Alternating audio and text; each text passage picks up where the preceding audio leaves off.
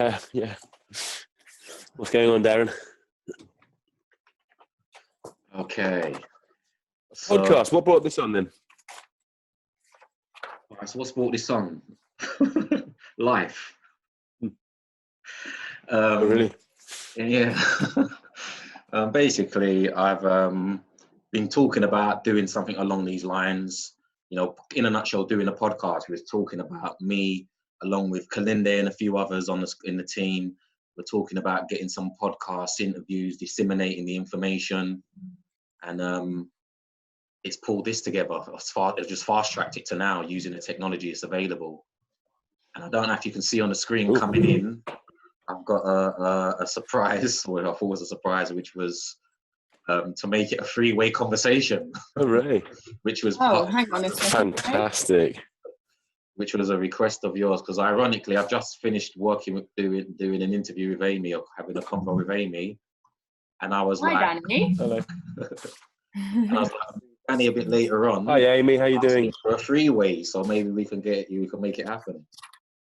Yeah, so I'm good, thank you, Danny. Yeah, Darren's just come round, and we were having a little chat, and we were like, well, why don't we just do a three-way Zoom? Cool. What were you talking about? What was your chat about? We were talking about lots of different things. So kind of started off with diversity symposium at the Breaking Convention 2 years ago, and how we probably might have to revisit that again with what's going on.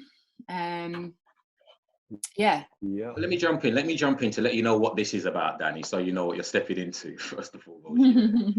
So this the podcast is called Talking Slop.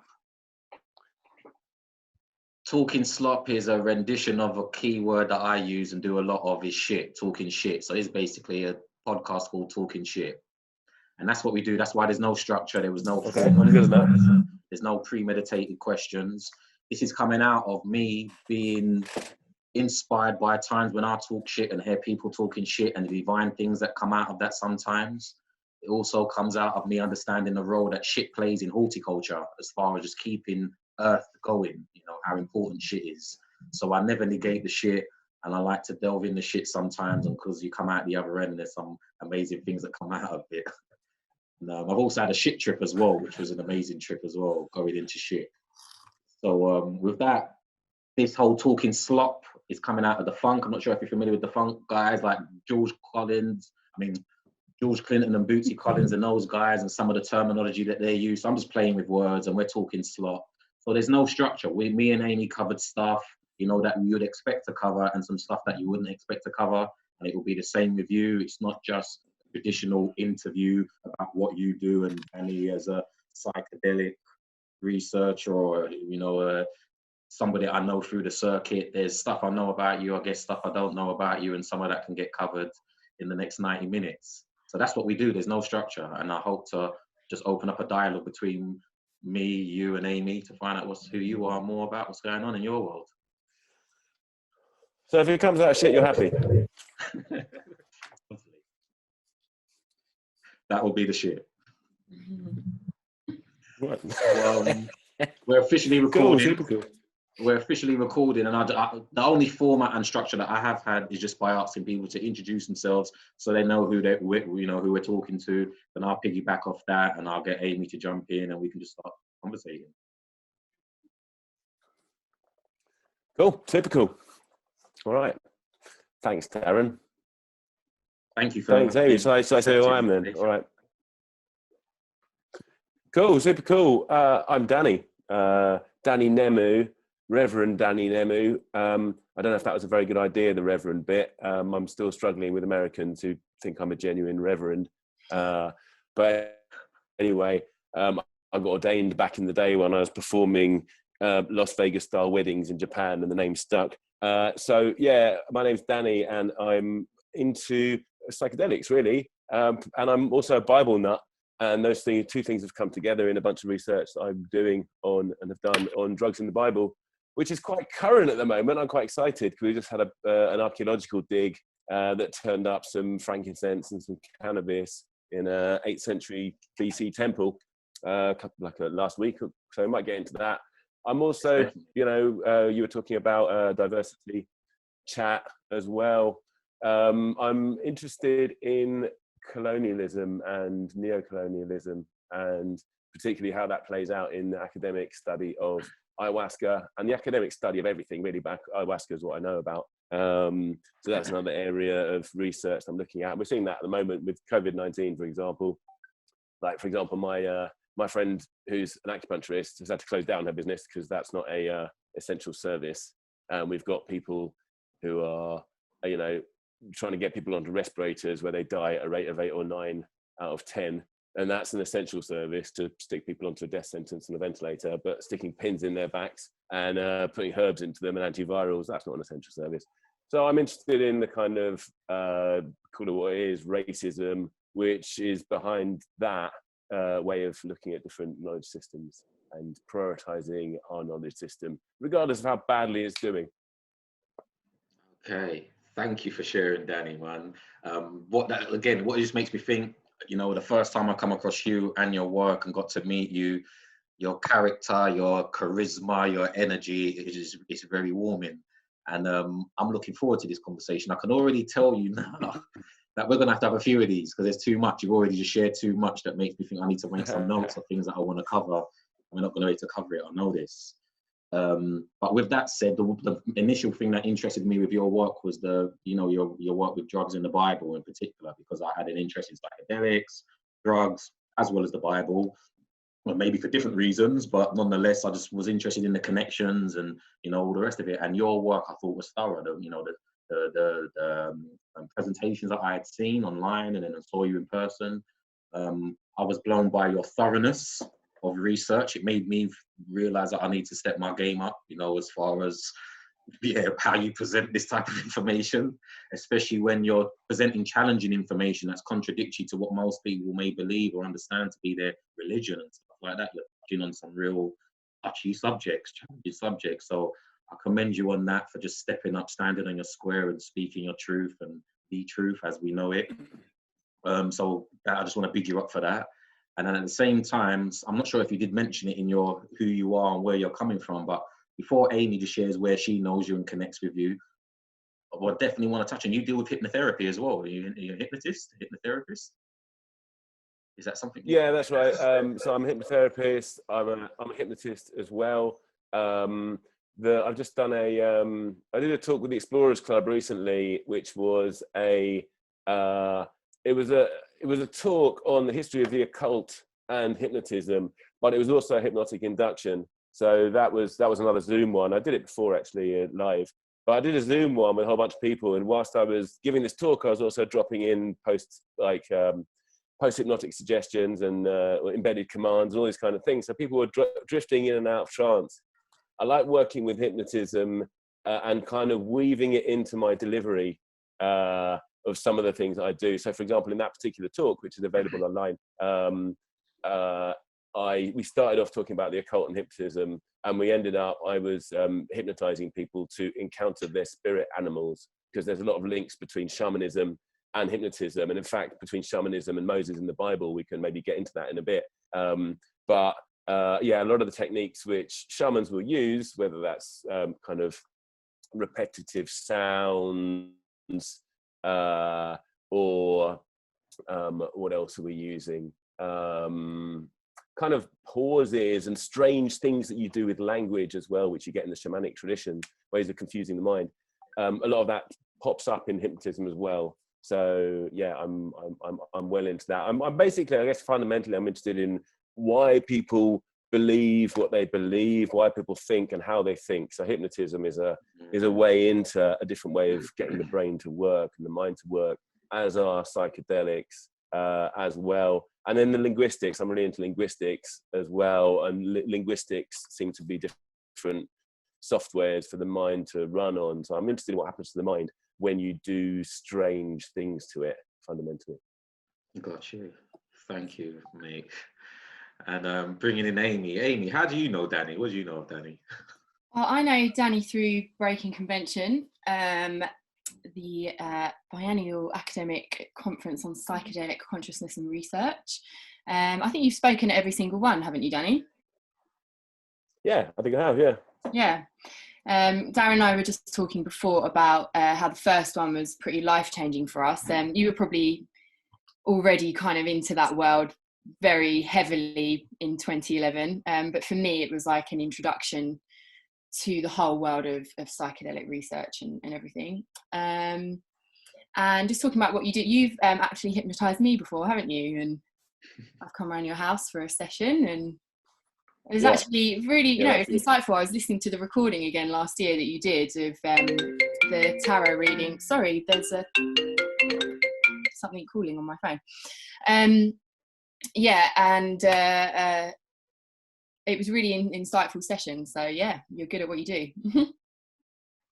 Thank you. Yeah, I'm about to release a bunch of hypnotic inductions for people to do on their own at home. Actually, doing a kind of collaboration with Fabersan, who is another one of the psychedelic bods. He makes ambient music.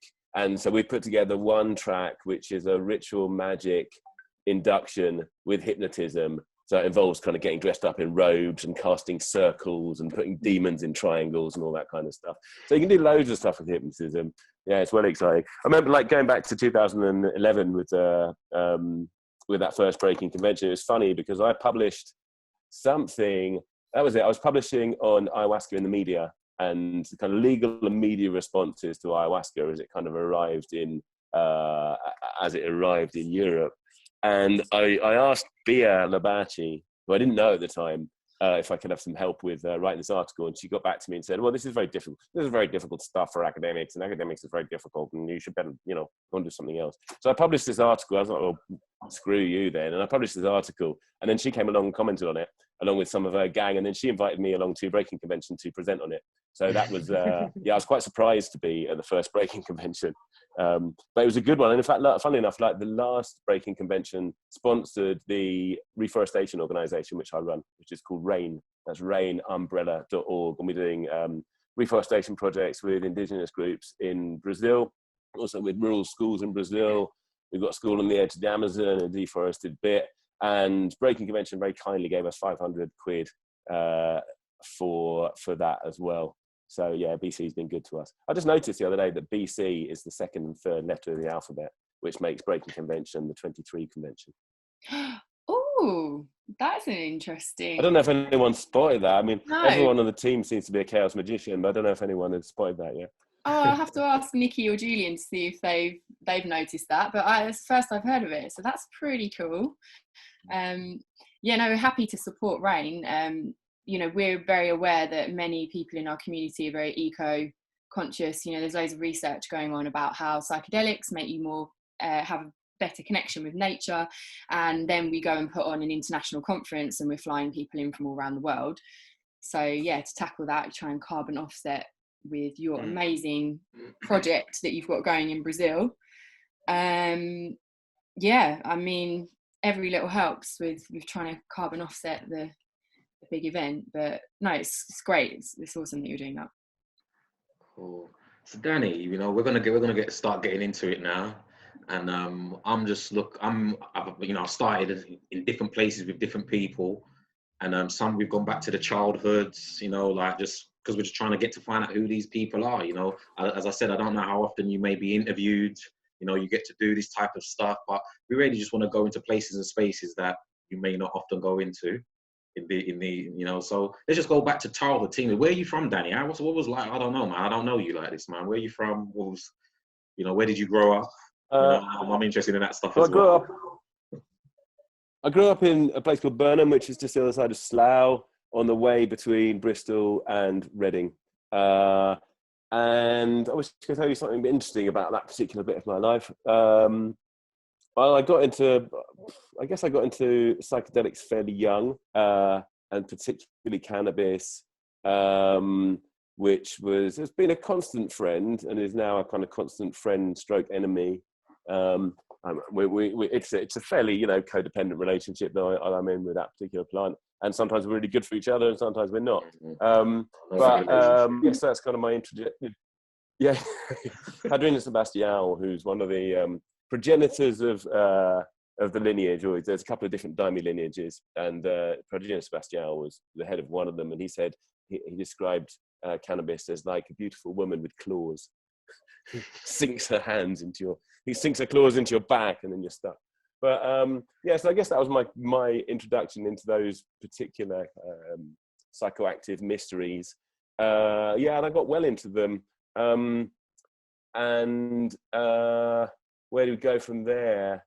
Psychedelics in Slough. Well, then was that a common thing? Psychedelics in Slough. Yeah, no, don't do that. I was the only person with blue hair in Slough once. I used to make old ladies shriek when they saw me. So no, don't take psychedelics in Slough. I wouldn't recommend that at all. Setting in Slough. Got to be aware of these things.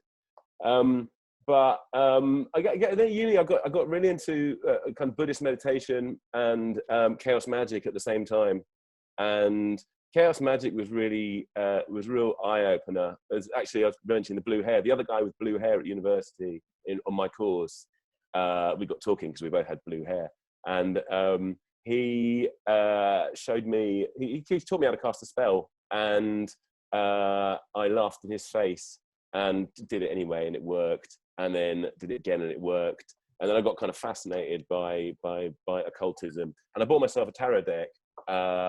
Not really thinking that there was anything in it. I was looking at them as Jungian archetypes or something like that. And this quite quickly started talking to me and started spitting out order in the cards. And so that's been my day job for years now. I've been reading cards for 23 years. I'm a palmist as well.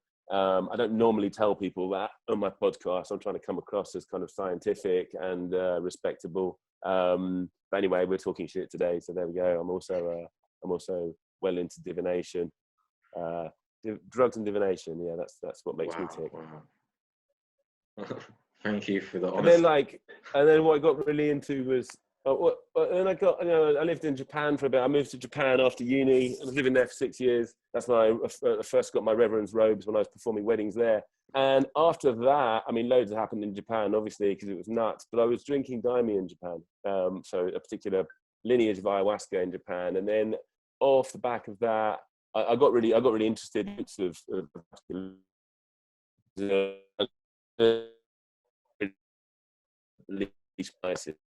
infection, and I talk about that far too much, so I'm not going to bang on about that. But I got really sick with a parasite and treated it with ayahuasca in the daimyo tradition.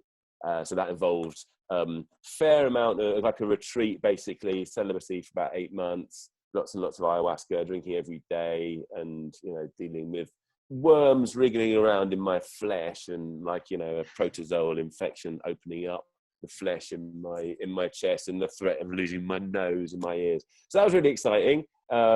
Gave me a whole bunch of different insights on what it is to be alive. What it means to have a body that's being dissolved by a disease.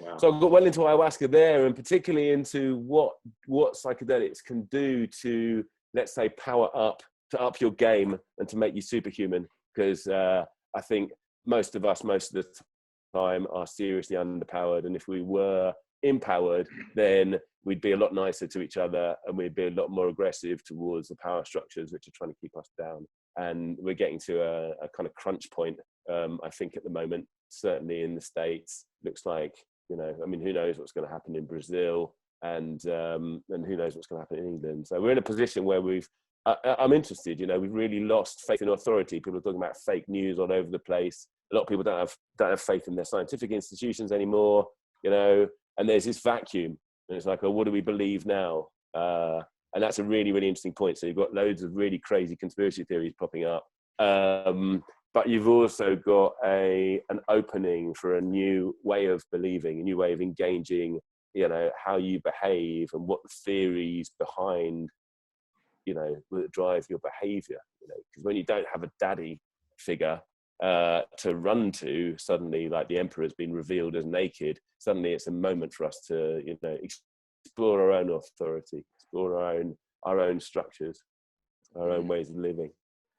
So on that note, because it's something that me and Aimee did cover in our conversation as well, just the systems, the structures, and the current climate, and whether they serve us well, whether they're working in general, and you know, where we're at now in this crux, at this crossroads, you know, what options, where are we at with that? So I want to ask both of you, just as far as, you know, specifically the role that you think psychedelics can play in that, but just how you're managing, how are you maintaining, Danny, through this, and with, you know, with the shift, with being in this unknown space and place.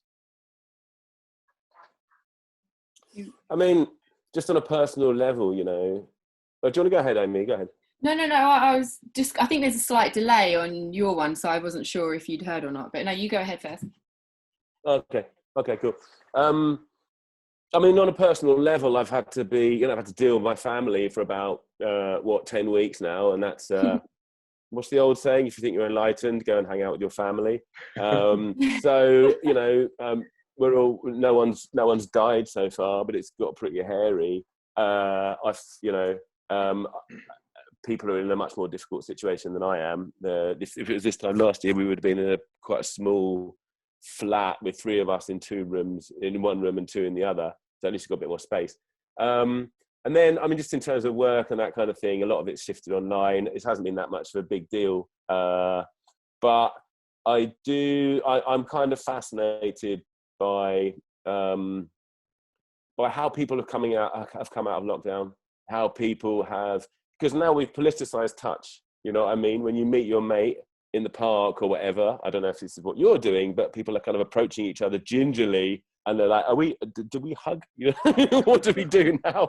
And suddenly it's almost like a political decision, you know, and it's not, and people have different ideas on COVID, obviously. I think I'm really, I'm not moved at all. I think lockdown is nonsense beyond nonsense. I'm not worried about I think I've been ill already. I've had this disease already. My folks got it. They were quite ill. You know, and then my dad, who's 78, you know, he was then under lockdown, having had COVID, and you know, he's a 78-year-old man. He hasn't got that long left. He doesn't really want to spend the rest of his days waiting to be given permission to come out of the house. I don't think my dad had ever broken the law before. You know, he didn't grow up in the hippie period. He was living in Greenwich Village, you know, all his friends smoking weed everywhere, and the guy's never smoked a joint. But he did get on his bicycle the other day and cycle 3 hours up to London and broke lockdown in order to do it. So yeah, you've got like a kind of super conservative old man breaking the law, which is a lovely thing to see, or at least breaking the government advice. And it's just super interesting to see how people are emerging, you know, how they're working out what's true. Because now the other thing is we've suddenly got all these statistics, and everyone's become a epidemiologist. You've got a whole lot of people who become kind of sociologists of conspiracy theory and trying to work out why people believe in, you know, Bill Gates and vaccines and 5G and all this kind of stuff. And it's like it's almost like anything goes at the moment, you know, in terms of what you believe. So you know, it's fascinating as a fly on the wall. If you can detach yourself. So I guess to come back to another point, you know, what psychedelics teach you, they teach you to detach. You know, if you're going through a massive, I know you're into your big doses. If you're doing big doses of stuff, you have to kind of, you can't really take yourself too seriously. I don't think you certainly can't take the limitations of your body and what you're usually used to and how you're usually used to thinking very seriously. So I think us in the psychedelic community, and I'm going to qualify that by saying us in the psychedelic community who've listened carefully to Kalindi and taken his advice to increase the doses, have got a little bit of advantage over people who are stuck with more formal ways of thinking. How do you deal with authority breakdown? Thank you for sharing. How have you been dealing with COVID, you two? Well, it's funny, the things you're saying, it kind of reflects our conversation we had earlier. You know, mine was not what can you believe, it's what can we know? Like, how do we know that? How do we know? How do we know it's real? That's kind of how I feel a little bit at the moment. And becoming a little bit overwhelmed with so much different and conflicting information. In how do you sit with that and go forward? It's hard. Yeah, I haven't actually tripped during lockdown, so probably due one. I was just mainly trying to get my masters finished during the time. So actually lockdown was kind of a blessing, because it spurred me on to get that finished. But yeah, we were also talking about this sort of how our Western culture doesn't process milestones properly. Like, our rituals are just a little bit shit. That's what we were talking about earlier. So it was kind of reflecting what you were saying before. But yeah, and how we don't have tools to help us through. You know, you've got to be on the underground. You've got to be on the outskirts to have experienced psychedelics which help you through these kinds of things, like lockdown. I mean, yeah, weird times. It's an interesting point, that thing about milestones, because we if you don't have some kind of coming of age ceremony, and we don't, you know, you're either going to create one, and you see that a lot of that in gang culture, for example. The Teddy Boys were doing all kinds of weird things in order to, you know, establish the fact that they weren't children anymore. But the other side, but if you don't create your own one, and you don't, you know, stumble into you know, a massive dose of acid at some point in your development, then I think you basically end up a child. And if you're a child, it's very easy to scare you into, like, kind of let's say, being disobedient in minor things, but being utterly obedient in large things, you know, like a child, you know. When it's scary, they run back to daddy, and when it's safe, they're you know, testing the edges all the time. And I think we've got a really infantilized culture. And then we get this whole kind of, you know, Dominic Cummings thing. It's like, well, he was allowed to go out, but I wasn't allowed to go out. It's like, Jesus Christ, how fucking old are you? You know what I mean? Like, yeah, children. Too many children. Good to talk to some grown-ups for once. Yeah, and then when those children get into politics, it creates a kind of strange world, doesn't it? Yeah, I mean, and it's across the, you know, it's across our culture at the moment is a culture of not knowing when we've had enough. You know, so we've got loads of obesity in our culture. You know, the way we do drugs. I'm not talking about us, but the way we take kind of you know, pharmaceutical drugs. It just seems endless. You know. So one of the things you learn when you grow up is, okay, I've had enough now, thank you very much. I've got 11-year-olds, and I'm trying to teach them, okay, what's the right amount of dinner to have? You know, do you think you've had enough now? Maybe we'll put an end on this. And we're in a culture where it just seems normal just to consume, and it doesn't matter who suffers on the other end of that. It doesn't matter all about supply chains which are providing all of that consumption, and then there's this question of authority at the end of it, you know. Yeah, I think it takes the responsibility as well as the maturity to really just reflect on self. I think to answer the question was, or piggyback off it was, you know, for me, ultimately, it's about knowing yourself, you know, and as an irresponsible child who's dependent upon the parents, you don't know yourself. And when you know yourself, it's basically, you know how to handle yourself in certain situations. As I mentioned earlier on with Aimee, the psychedelics has put me and I guess others in places and spaces where, you know, it prepares you for the unknown. It puts you in these uncompromising positions. Like, we might be in lockdown for, you know, 3 weeks, 4 weeks, 5 weeks, you know, but, you know, psychedelics, mushrooms might put you locked down in a box for fucking 2 million years, you know. And although you bring that right, but the idea of that and these concepts I'm now embracing now, where before, like, lock me down how, where, you know, you can't lock me, you can't lock this down, you know. It's like it's how you feel about yourself. And, you know, then, like Danny was saying at the beginning, I think what's important is not so much the lockdown and the this and that, it's how people are going to respond after the fact, after the event. You know, how humans, again, it's just this human thing that I'm interested in more. And yeah, how the children will react and respond. So yeah, I've got my pros and cons to it all. You know, the same old thing that everyone's saying: use the time wisely, focus on yourself. You can do things that you've been putting off. You know, that type of things. Like, yeah, I've been doing some of that good stuff too. Just make sense. But at the same time, we can't negate what is really going on. What the fuck? What the fuck is going on? And we're in the unknown for the most part. And I'm semi-comfortable in the unknown. I've been, and just know what I need to do in the unknown when I don't know. It's really Yeah. chaotic at the moment, isn't it? Like, it seems like a lot of the rules are very arbitrary. You know, you can do this, but you can't do that. It just doesn't make sense. And yeah, it's just very, very unsettling. We need something to like get us back on this, back on a path of seems very meaningless at the moment. Yeah, I take almost solace in that. You know, the rules don't make sense, but then rules never have made sense. You know, my politics is very clear. I'm an anarchist, and now it's very, very clear that the people who are meant to be putting rules together don't have. I mean, I just, you know, us in the psychedelic community as well, is very, very obvious to us that the drug laws are ridiculous. Yeah. But now it should be very, very obvious to a whole lot more people that just laws themselves, the very idea of control, you know, being controlled, really is a very, very complex area. You know, especially the people who haven't earned the right to control me. You know, I didn't vote for these guys. I'm very bad at voting, actually. I've never voted for the guys who've won. Oh, except with Tony Blair. I voted for Tony Blair. Yeah, I'm really sorry about that. I wish I hadn't done that.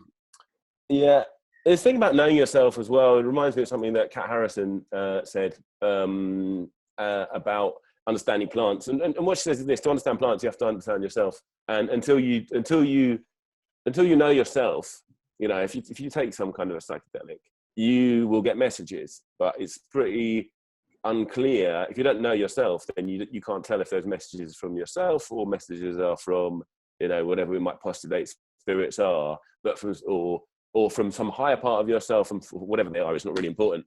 But you know, it's quite easy for us to get all wrapped up in our quite basic desires or our own insecurities when we encounter a plant. Right? As I've got older, tripping has got a whole lot easier, because I've learned more about myself, and I can kind of distinguish what's me, what's the confused parts of me, and what's the let's say higher parts of myself.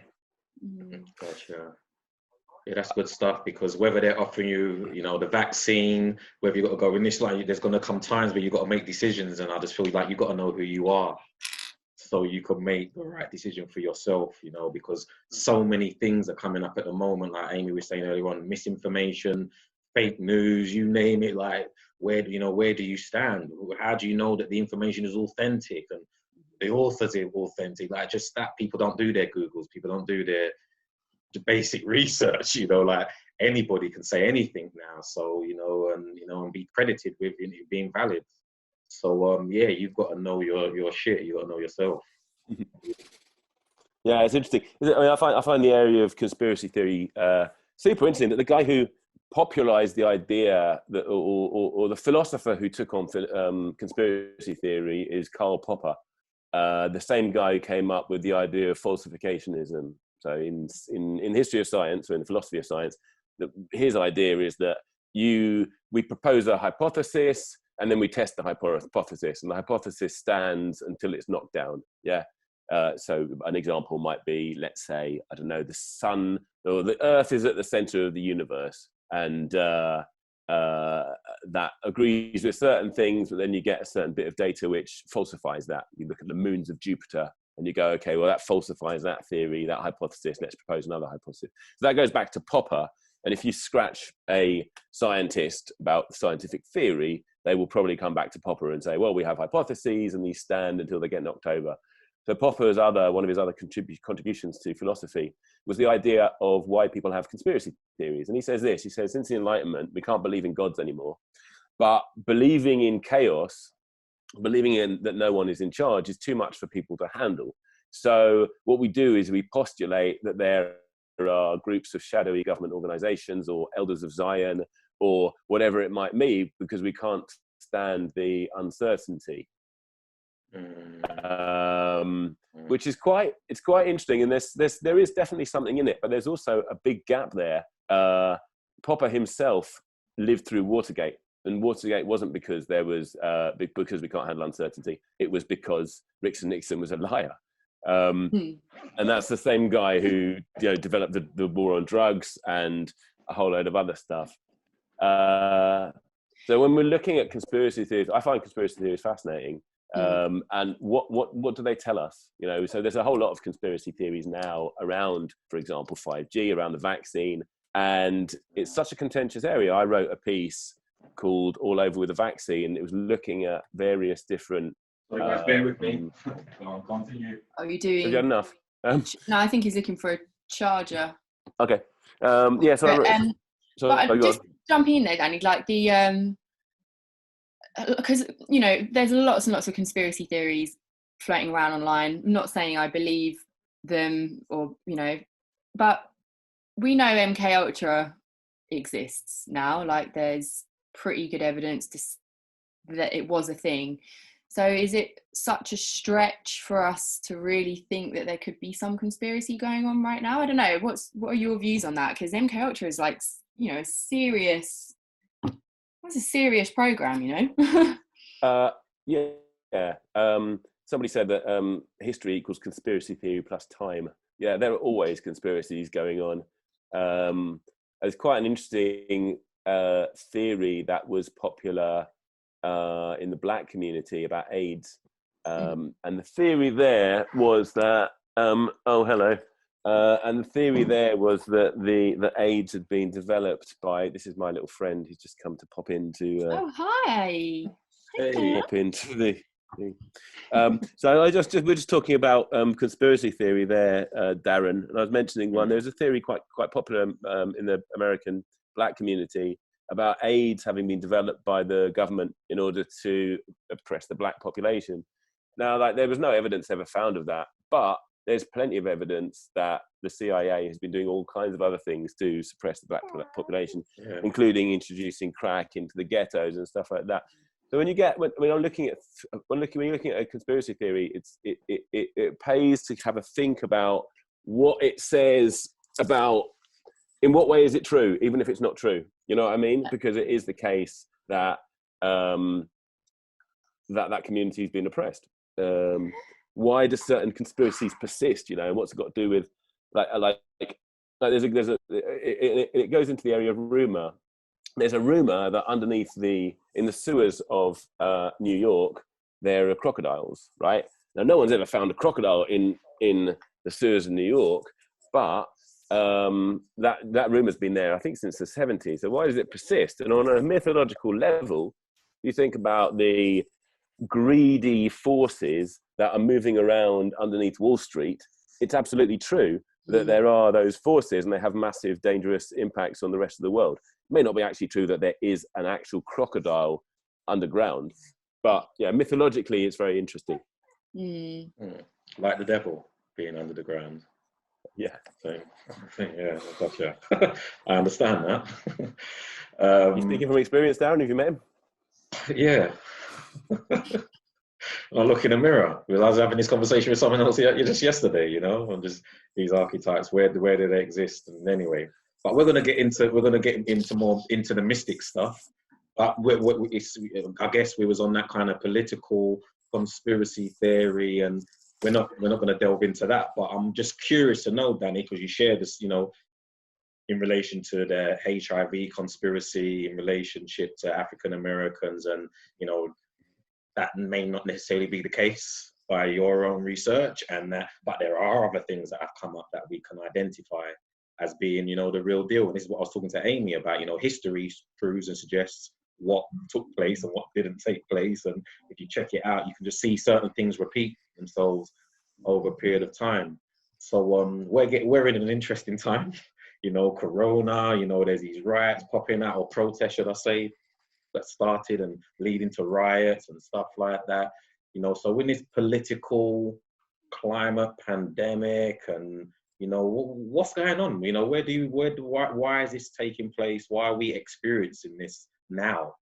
You know, like there's been several people of color, Black people, African Americans, because I mentioned to Aimee, I've got a documentary over 10 years ago, 15 years ago, that talks about all the Black people that have been killed in the UK under police custody. Nobody ever talks about that. But then even in the UK, we're getting up and protesting based upon something that happened in America. But what, you know, from your perspective, what's going on? Why is it happening now like this? Why now? Yeah.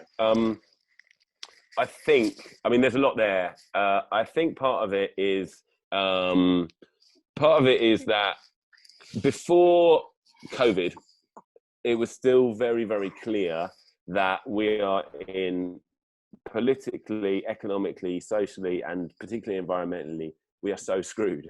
We're in so much trouble.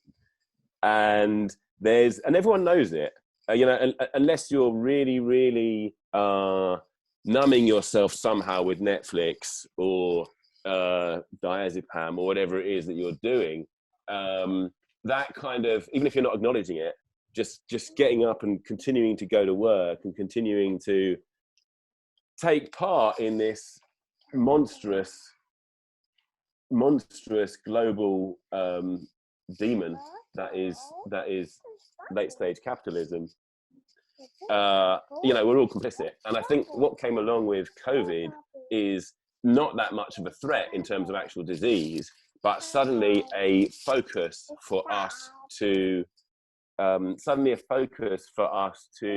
put all that anxiety into, right? I think that's part of it. So, and actually COVID is one of the ways it works, one of the ways it kills you is by an overactive and ill-directed immune response, right?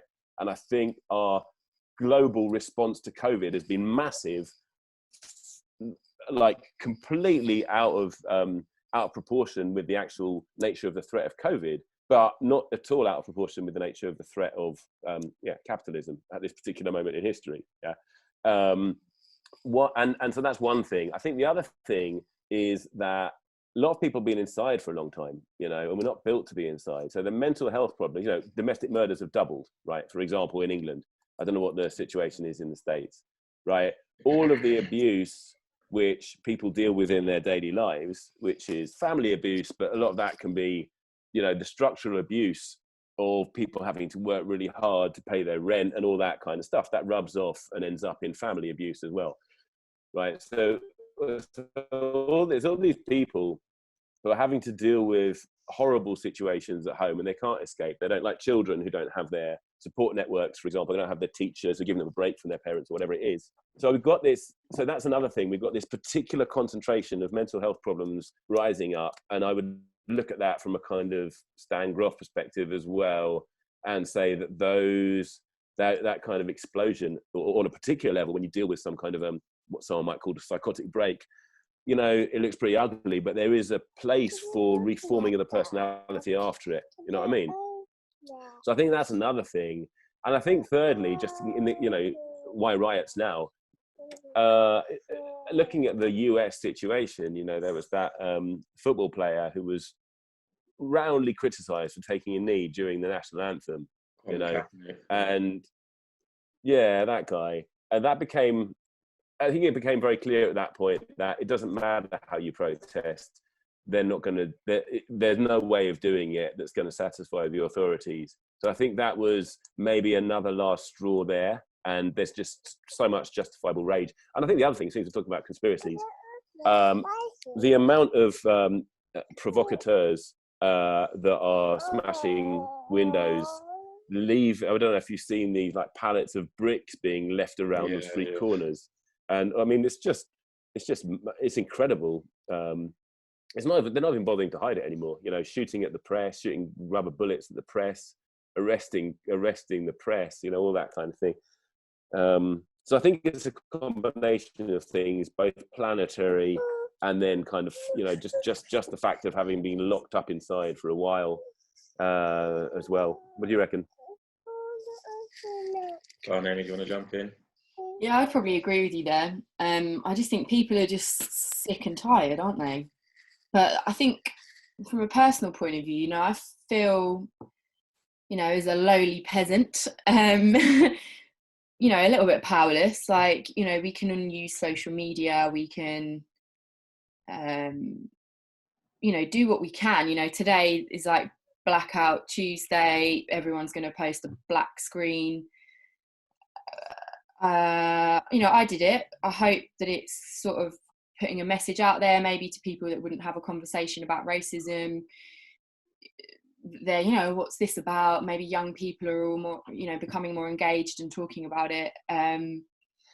But other than that, I just feel like we're, the system is geared that you can't do too much about it. That's how I personally feel as a young adult in this society right now. It's like you try your best and you keep kind of having discussions, and it's, are we getting anywhere? Maybe we are. Maybe I'm being pessimistic. I'm not sure. I mean, do you feel optimistic about the future, both of you? I don't know.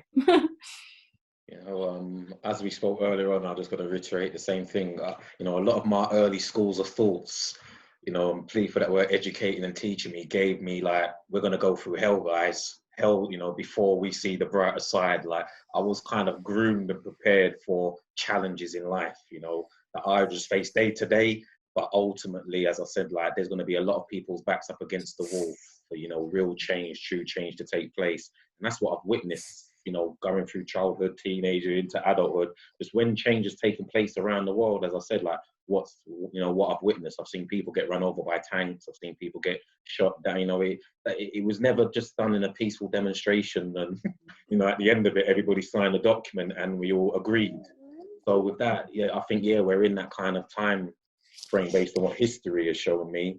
And I think astrologically, spiritually and socially and just economically, although like in all the graphic equalizer dials are like pushed to the top.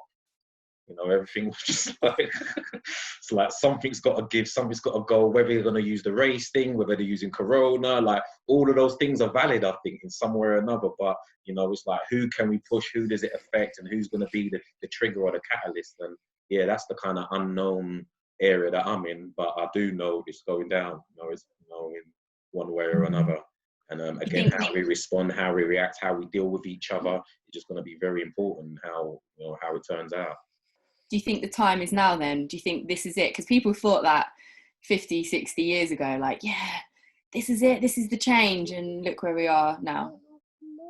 Yeah, personally, I come from a belief time is now, time always is now, and as I said to you earlier on, Aimee, for me, this isn't a new story. This is a story that, it's the same script, it's the same movie, it's not, this is a new thing, or it's new, like, just our awareness, our consciousness of things have heightened and become more aware of stuff, but this is an ongoing thing. And I just think it's interesting that maybe just some new players are becoming aware of what's going on, and that's what's changing the dialogue and the conversations. But people getting killed in police custody is nothing new, because I learned that as a teenager growing up. I had friends, people around me that happened to.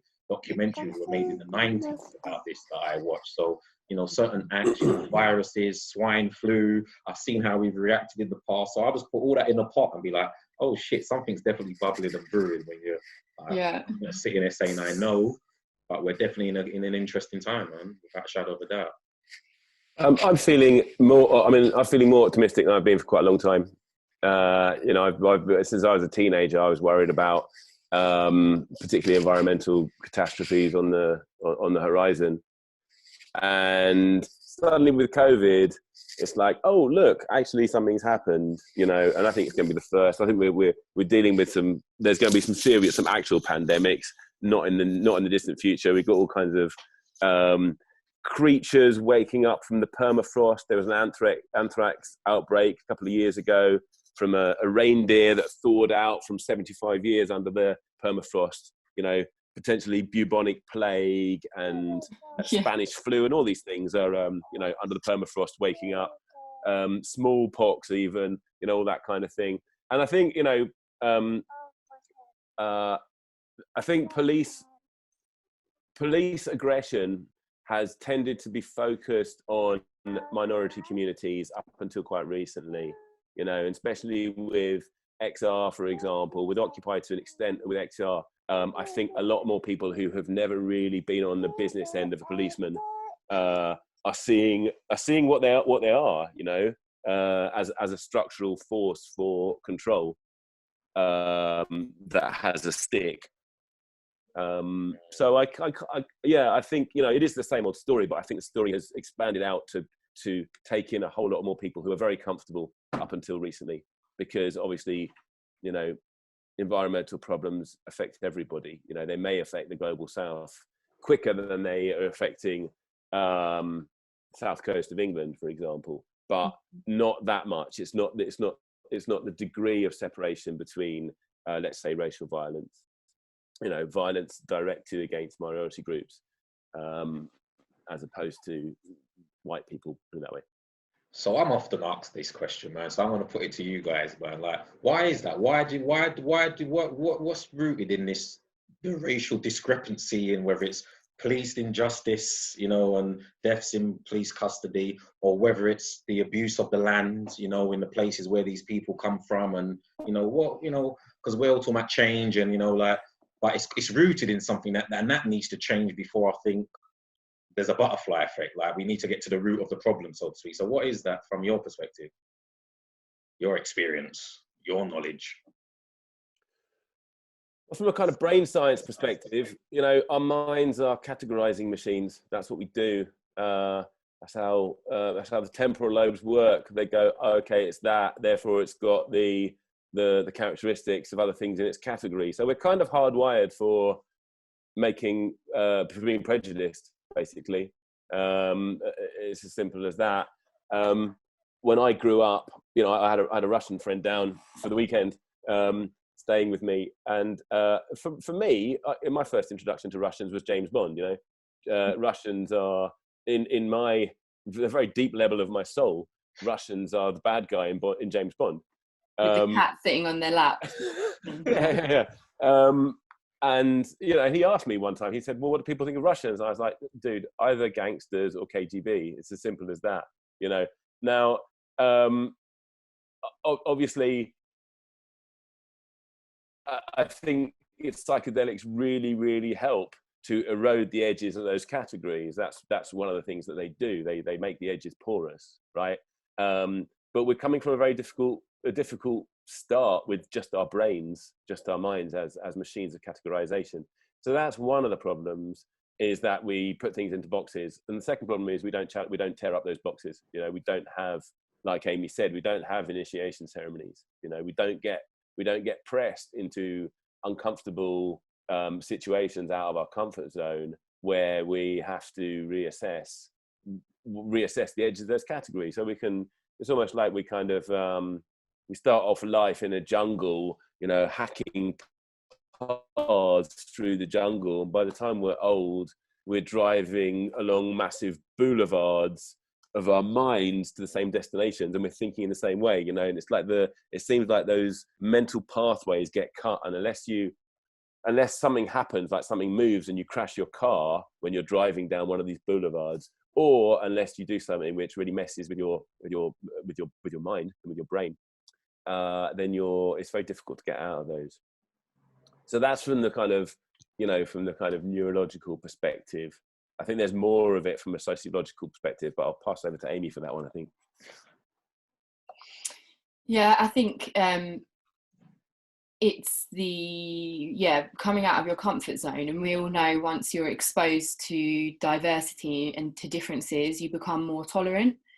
Who's the guy that goes to all the KKK rallies, and he's got a lot of the members to leave, and he said he spoke to a lot of the members of the Ku Klux Klan, and they're like, oh yeah, we've actually never spoken to a black person before, like, yeah, why am I in this? And it's just because they've gone along with everyone else, kind of thing.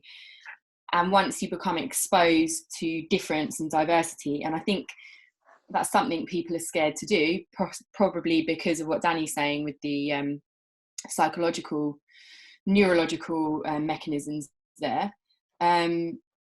We all know, like, you become more tolerant in the face of difference. Oh, actually, that person's not so bad, and you experience their injustices directly, rather than reading about some injustices is not the same as directly hearing it from your friend when you've seen a friend go through that.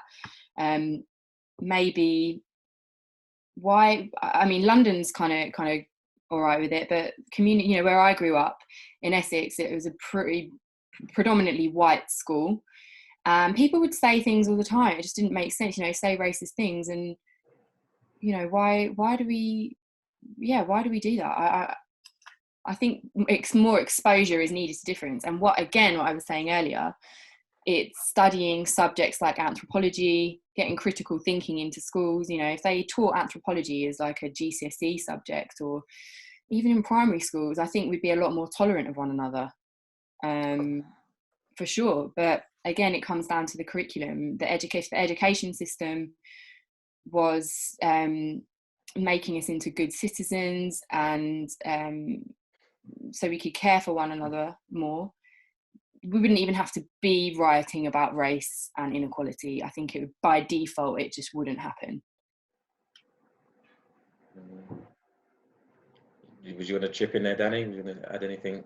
Yeah, I mean, I think anthropology's kind of come of age, or coming of age. I'd like to hope it is. Let's not forget that in 1904, 1905, Madison Grant was putting a pygmy in a cage in the zoo in New York.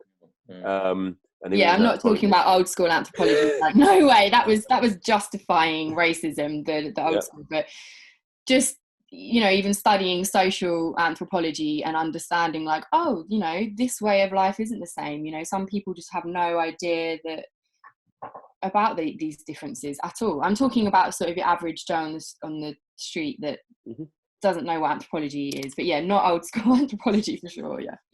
Have you seen, just throwing it out there, there's a documentary, I think it's on YouTube as well, Human Zoos. Right. It goes into that, and just, yeah, like, again, because I'm interested in, you know, why people do the things they do as well. You know, just like, why do I do what I do? Why do I do things that I don't want to do, but I still do them? You know, like how, you know, and then it like, does that filter out to, you know, the people who control the world? Do they want to do the things that they're doing, or, you know, are they programmed to do it, or, where does it come from? Yeah, or someone just got some photos of them doing awful things that they don't want to be published. Yeah, all that, because, you know, the velvet curtain, we call it, you know. Yeah, yeah. I wonder what the way forward is, you know. Sorry, because you spoke about that, and I watched your talk at Writers on Drugs at Regent's University, and about and I know you sort of have a view that sometimes academia can ruin someone. You know, they're actually like, well, you elaborate on that. I like those kind of people. What was it, Danny? Yeah, what was I saying? What there was some shit I was talking. Well, what I was looking at that particular talk was I kind of looked at the history of Chinese medicine in Victoria, in Australia, treating diphtheria. There were diphtheria outbreaks over and over again, and the only medics that were doing any good were the Chinese medics. Chinaman John was the name of the generic name for the Chinese doctor. Chinaman John.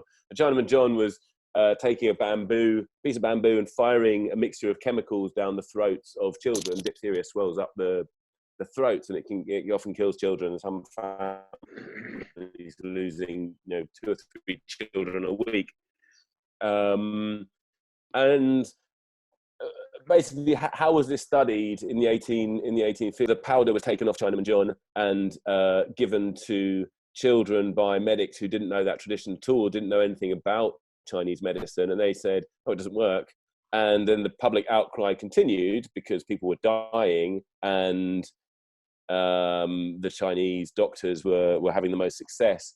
So they ended up sending this package of this powder up to Melbourne University, where Dr. Blair gave his expert technical interpretation of the facts. And he said, well, this has got camphor, and it's got musk, and it's got all these different chemicals in it. And this one acts as an irritant, and this one's escharotic, and this one's this, and this one's that. This would necessarily cause a grievous amount of harm in the hands of an ignorant man. Arsu, who was the name of the doctor, is an ignorant pretender. And Arsu lost his right to call himself a doctor. You know, the press were berated for believing this nonsense. The public were berated for believing this nonsense. The impact was people dying from diphtheria because of a stupid way of looking at, or a way of not being able to see an alternative medical theory, right? So I was looking at how that plays out today in the academic study of ayahuasca, where we have, I mean, who's administering ayahuasca in a clinical setting? It's very rarely people who've grown up in the ayahuasca tradition. You know, it will be like freeze-dried ayahuasca will be given to, rats in 8 times the dose, and rats can't puke. you know, and half of them will die. There was one test that was done on whether you should give ayahuasca, whether pregnant women should be allowed to take ayahuasca. So what did they do? They gave loads and loads of ayahuasca, like huge doses, to animals that can't puke, who are pregnant, and half of the rats died. And they said, okay, yeah, this is pretty bad for the fetus. I'm like, yeah, of course it is. You give a human 8 times the dose of water, you're going to kill them. You know, in what way is this science, right? In what way have we learned anything by killing a few rats and messing around with some ayahuasca? Looking at some of the, like who Gabor Mate would be a good example. He's the guy who actually brought a shaman over from the Amazon and was treating crack addicts, alcoholics in Canada. And he had some real great successes, and then he was given a cease and desist order by the government. You know, it's very difficult to even perform this research if you don't have the right profile, you know, the right academic background, the right academic surroundings. So why aren't we looking at these medicines? And I think I would go back to the sociology of science. So what do scientists do? Well, from one perspective, if you look at them the way you might look at an indigenous tribe, you would say, well, their cash crop is paper, the same way that there are some tribes that produce corn and they have all kinds of taboo around corn. Well, we have taboos around paper and information. And the idea of accepting somebody else's knowledge system is a very, very deep insult to a culture, a tribe, which arranges itself around the production of knowledge. You know what I mean? So we have taboos. We have a taboo around ayahuasca, which is that you shouldn't drink ayahuasca if you're on monoamine oxidase. Sorry, if you're on selective serotonin reuptake inhibitors, SSRIs, which are antidepressants, right? So I met someone at this Geneva conference, Genoa, who she was on antidepressants. She was desperately trying to get off antidepressants so she could take ayahuasca, and she was suicidal. And the idea that you can't take ayahuasca when you're on antidepressants comes from one paper in 1996, Callaway and Grob. No, like, it was a theoretical contraindication. It said it may give you serotonin syndrome. There's not been a single case of serotonin syndrome in the 20 years since then.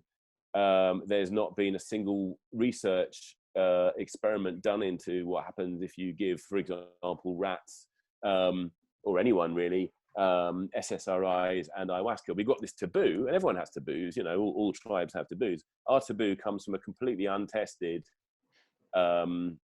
theory that came out of two researchers in 1996 or something like that, right? And we don't look at the taboos that indigenous people bring into ayahuasca. So there's none of the studies that I've looked into, and I've looked into a lot, have asked if people are being celibate before they take ayahuasca, for example. What are the impacts on cures, whether they're psychological or physical, of celibacy, or of the menstrual cycle, or of food prohibitions? We haven't looked at any of that stuff, none of it at all. Because why not? Because the Academy's not interested in what indigenous people have to say about their brew. They're interested in what Callaway and Grob has got to say about serotonin, serotonin receptors, and how he thinks that they might work. You know, well, it's an extreme prejudice. What do you think can change that, though? Because I feel like there are a lot of people entering academia that don't have those viewpoints, and they want to see change, and they want to sort of come at it from your perspective that you just explained. I don't know, maybe it's an issue of funding, or do you just think there is a lack of interest? Like maybe there aren't people that want to. I think you've got to be careful with this. You know, if you're applauding someone for having an interesting cultural expression, it seems a bit like sometimes clapping for a child who's done a finger painting, you know, rather than saying, oh, actually this. So yeah, the anthropologists have started taking an interest in the kind of aspects of the culture, but they're still looking at it from their own perspective. Like, what are the power dynamics involved in when someone incorporates a spirit? Well, there are power dynamics. Of course, there are power dynamics. There are power dynamics in every single human expression of culture. But what about the actual spirit? What's the spirit saying? Are we listening to the spirit? As soon as you start talking about stuff like that in an academic forum, you're a crazy person. You know, you can't bring in those things. So what we've done, we've silenced the voices of indigenous people in our conferences. Not all of them. Breaking Convention's done a lot better than most. And now we're silencing the voices of the spirits as well. You know, they're not allowed to speak either, because when they speak, that's a hallucination. You know, so we're coming from a language and a culture which is already extremely oppressive. So what does it take? I would go with Kalinda, you know, massive doses, and listening some wild ideas without kind of sniggering and feeling superior. You know what I mean? Yeah, we spoke about that earlier too. Just, you know, what you can glean from the experience, and then obviously what you do with it, whether you get the Messiah complex or whether you can really funnel that and filter that information to serve us well, to serve us all, you know, to serve us all well. Yeah, Yes, and maybe not venerate the white guy, the scientist, and have them as the keynote. I don't know. I mean, the Messiah complex is interesting. So if you look at my tradition, which is Aimee, which comes out of it's very much a kind of roots up tradition. We've got all kinds of rules in place which keep away the Messiah complex. For example, you're not allowed to proselytize with Aimee. You're not allowed to get messianic. You're not meant to go up to someone and say, here, look, this is really good for you. You should take it. It's brilliant. It'll save the world. You're just forbidden from saying that right from the beginning, right? That's because I come from a tradition. You what? Oh, like Fight Club, yeah. Yeah, so that's because I come from a tradition. I'm not approaching it as an academic who's looking at this thing. I'm approaching it as I'm approaching the academy as a fearful tribe that I now have to deal with in order to represent my tribe, which is Diamistas. So does it frustrate you when, because we were saying as well earlier, when you go to lectures and things and someone puts their hand up and they go, oh yeah, I've been to Peru, I'm now doing shamanic training, and then it's never a question, they always just sort of talking about themselves in a really long drawn out statement. Does that really frustrate you, or you just kind of like, oh no, that's their truth or whatever, or does that make you cringe? Or well, it kind of it's their truth. Yeah, I mean, we've all got our own truth, haven't we? I mean, as long as they don't kill anybody, it's fine. It's a big question, isn't it? Like, if somebody goes along to a session with someone who clearly doesn't know what they're doing and something bad happens to them, you know, it's kind of tragic. But against all the other tragedies in the world, I don't know if I feel all that sorry for them. You know what I mean? That's a bit of an unkind thing to say. And also, so when people are asking me where they should go for an ayahuasca session, I'll direct them a few places. I say, look, meet the person who's running it. If you had a newborn baby and you're prepared to give them your newborn baby for the evening and then have it back in the morning, then okay, go ahead and do a session with them, because you're putting your soul into the hands of somebody else, right? Mm-hmm. And they may think that they're called, you know, whatever, Jonah Three Feathers, and they've done their training. But let's see, you know, as Geronimo says, you don't tell a sailor by how he handles the calm waters. You tell a sailor by how he handles the rough waters. And this, you know, in even a really well-run Aimee session in Brazil, it can have all kinds of things going off, and you know, people sometimes have to get restrained. You know, it's full-on stuff going to happen. You know, how are you going to handle that if you've done 6 weeks training with you know, in the jungle somewhere? So I think, I don't know, who am I to tell other people how to do things? I suppose that's what I think. Sometimes. Is it frustrating? Yeah, it is. It's more frustrating that people aren't really interested in what the indigenous have to say. You know, if you want to think you're a shaman and you can, you know, suck diseases out people's belly buttons, good, go ahead. But let's have a listen to someone who actually can. Yeah, because I find it quite cringeworthy. Like, oh, it's another one of these. And it's basically the same script, isn't it? But just someone else, different person saying it. But that came up actually at the Dosed screening. Do you remember, Darren, you were on the panel? So Dosed was the film made about the Iboga and she took ibogaine, not Iboga, isn't it? And mushrooms to help overcome her addictions. And yeah, someone was like, wasn't much about the indigenous people of, you know, the Bawiti in there. I mean, it did. There was a cutaway. Yeah, it was like one really small bit. I think the filmmakers were made aware of that. You know, they had their reasons. Maybe they weren't thinking, and I still think it's a good film. But yeah, it always gets bypassed, doesn't it? But just to jump in, I think a lot of this kind of goes into what we were talking about earlier on, Aimee. But this goes into what Danny was saying as well, as in these kind of these boxes that we have, these ideas that we have of humans and who they are. Where they're just, I've just clocked in my life, there's just some people that are just not considered. Like there's like a blockage of, like, you're making like, I felt, although I thought it was put together well, as I said on the day, I just couldn't believe that there was a documentary about Iboga, mushrooms and ayahuasca came up, and there was not one representative from those communities that were speaking on it. Like, how could you make, like, I couldn't, even against my enemy, I can't create something and be like, no, I've got to do some research. I've got to find out from his mum, from his, like, I would want to know what, so to make the whole thing, and there'd be no kind of, influence, like from that indigenous perspective whatsoever. I think that's inconsiderate.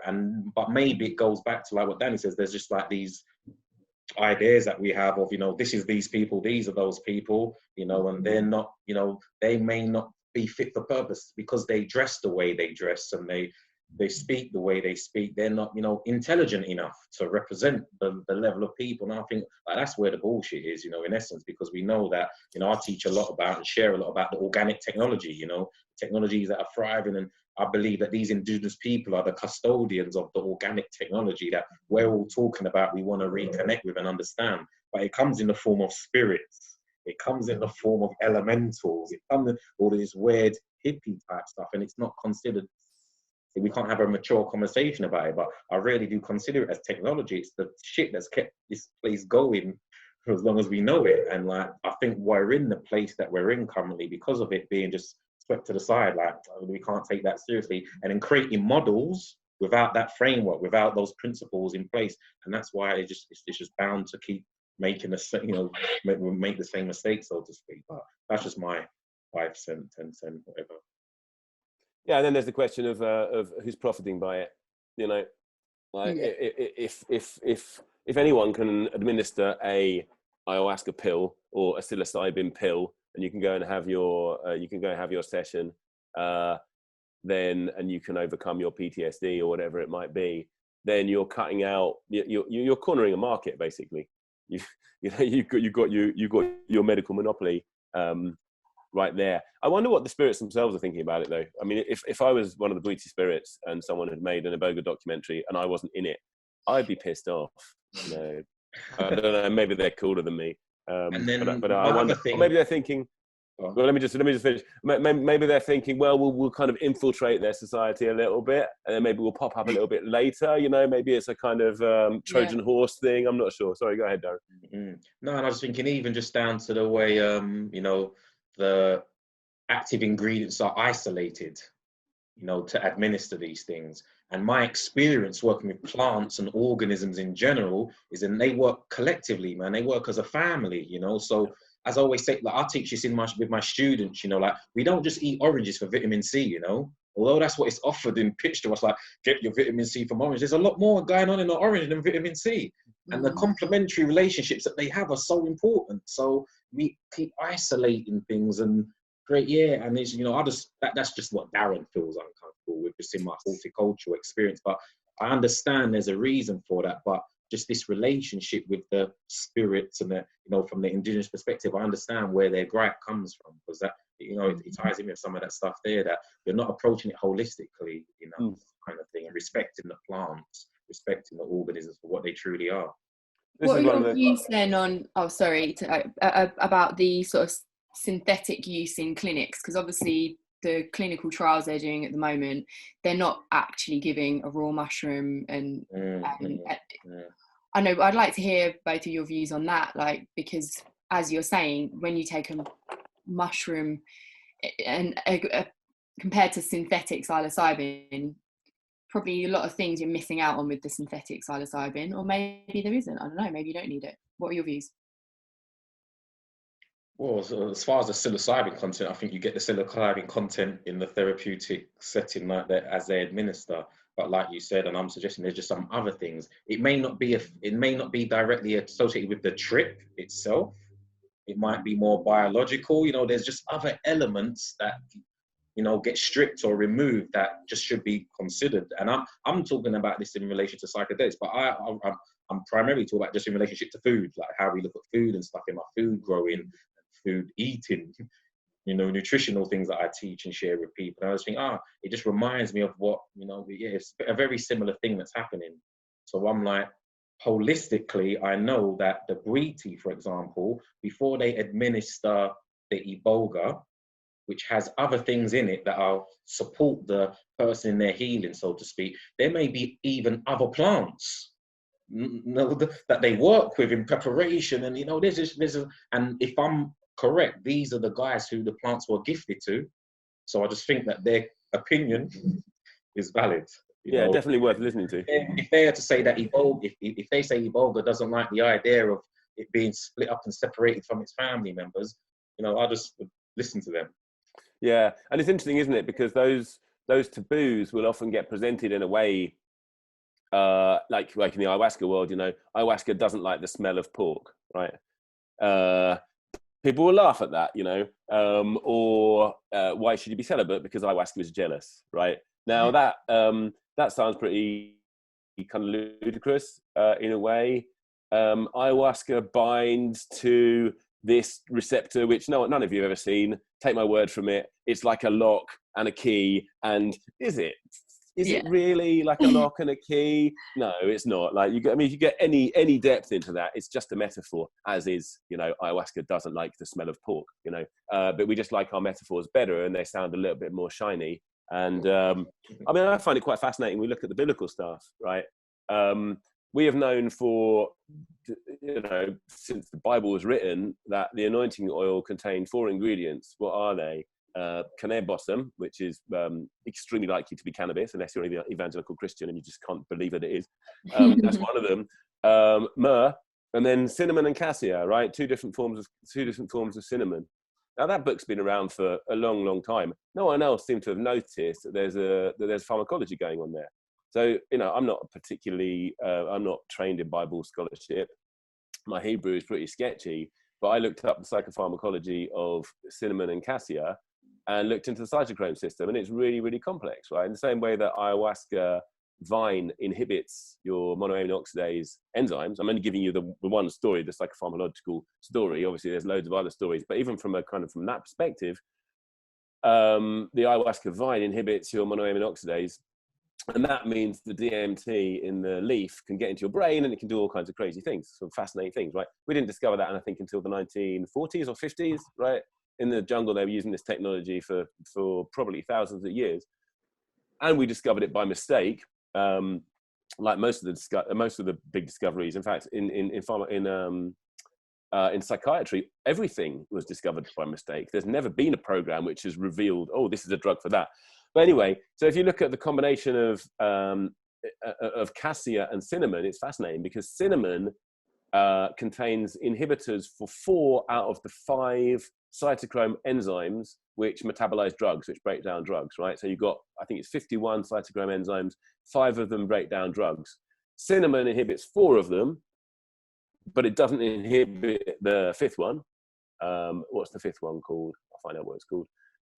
It's called CYP2D6, but CYP2D6 is inhibited by cassia, right? And which is the 4th ingredient in the anointing oil. And the cassia is you put twice as much cassia as you do cinnamon into this anointing oil. What do you do with this anointing oil? You rub it all over the body of the priests as they come into the tabernacle. And the cinnamon and cassia together knocks out your enzymes, and then the cannabis and the myrrh have got a whole lot more freedom to act on in your head. Like myrrh has got all kinds of opioid receptor agonists. Cannabis has got a whole load of stuff in it as well. And then those priests would then go and take some other kind of psychoactive. If it was a high priest, he'd then go and sit in a smoke bath with all kinds of different herbs. You know, like frankincense is one of them, and what else have you got? Saffron and costus, and all of these things. Agar wood, spikenard. All of these things have got effects on the brain, but they get broken down by, or a lot of them get broken down by the cytochrome enzymes if you haven't already inhibited the cytochrome enzymes. So you've got a really, really complicated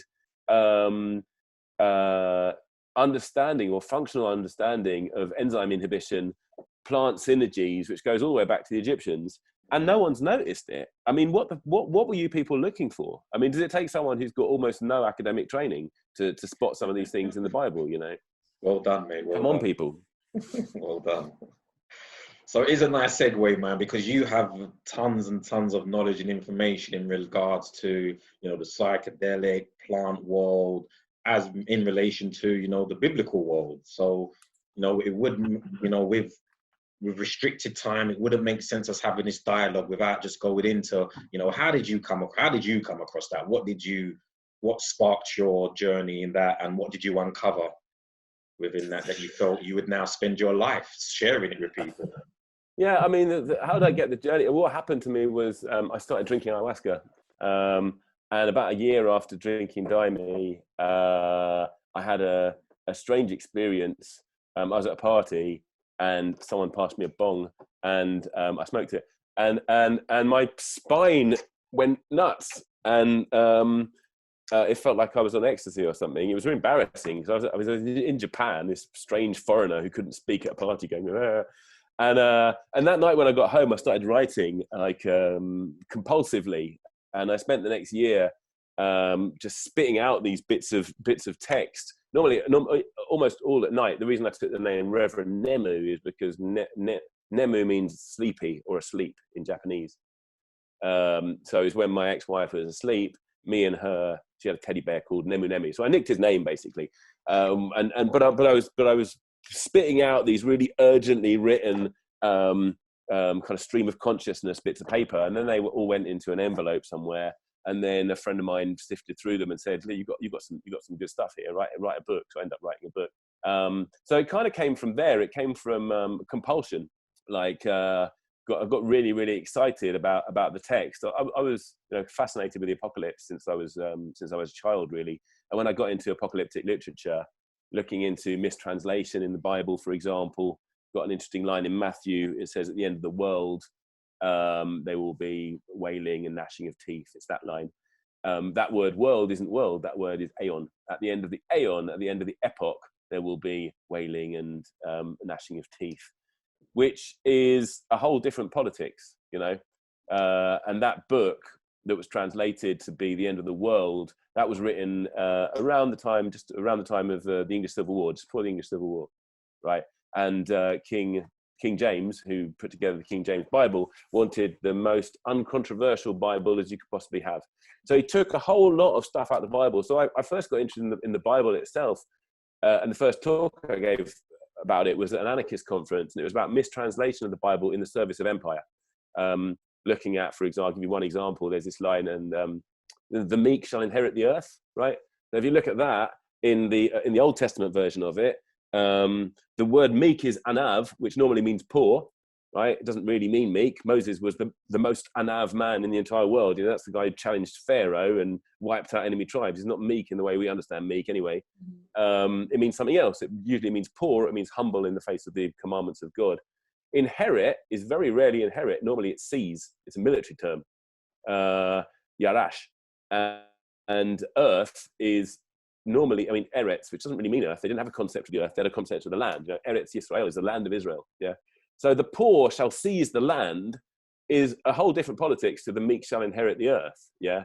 But we got one of those translations and we didn't get the other one. So that was my interest in the Bible. Initially was to look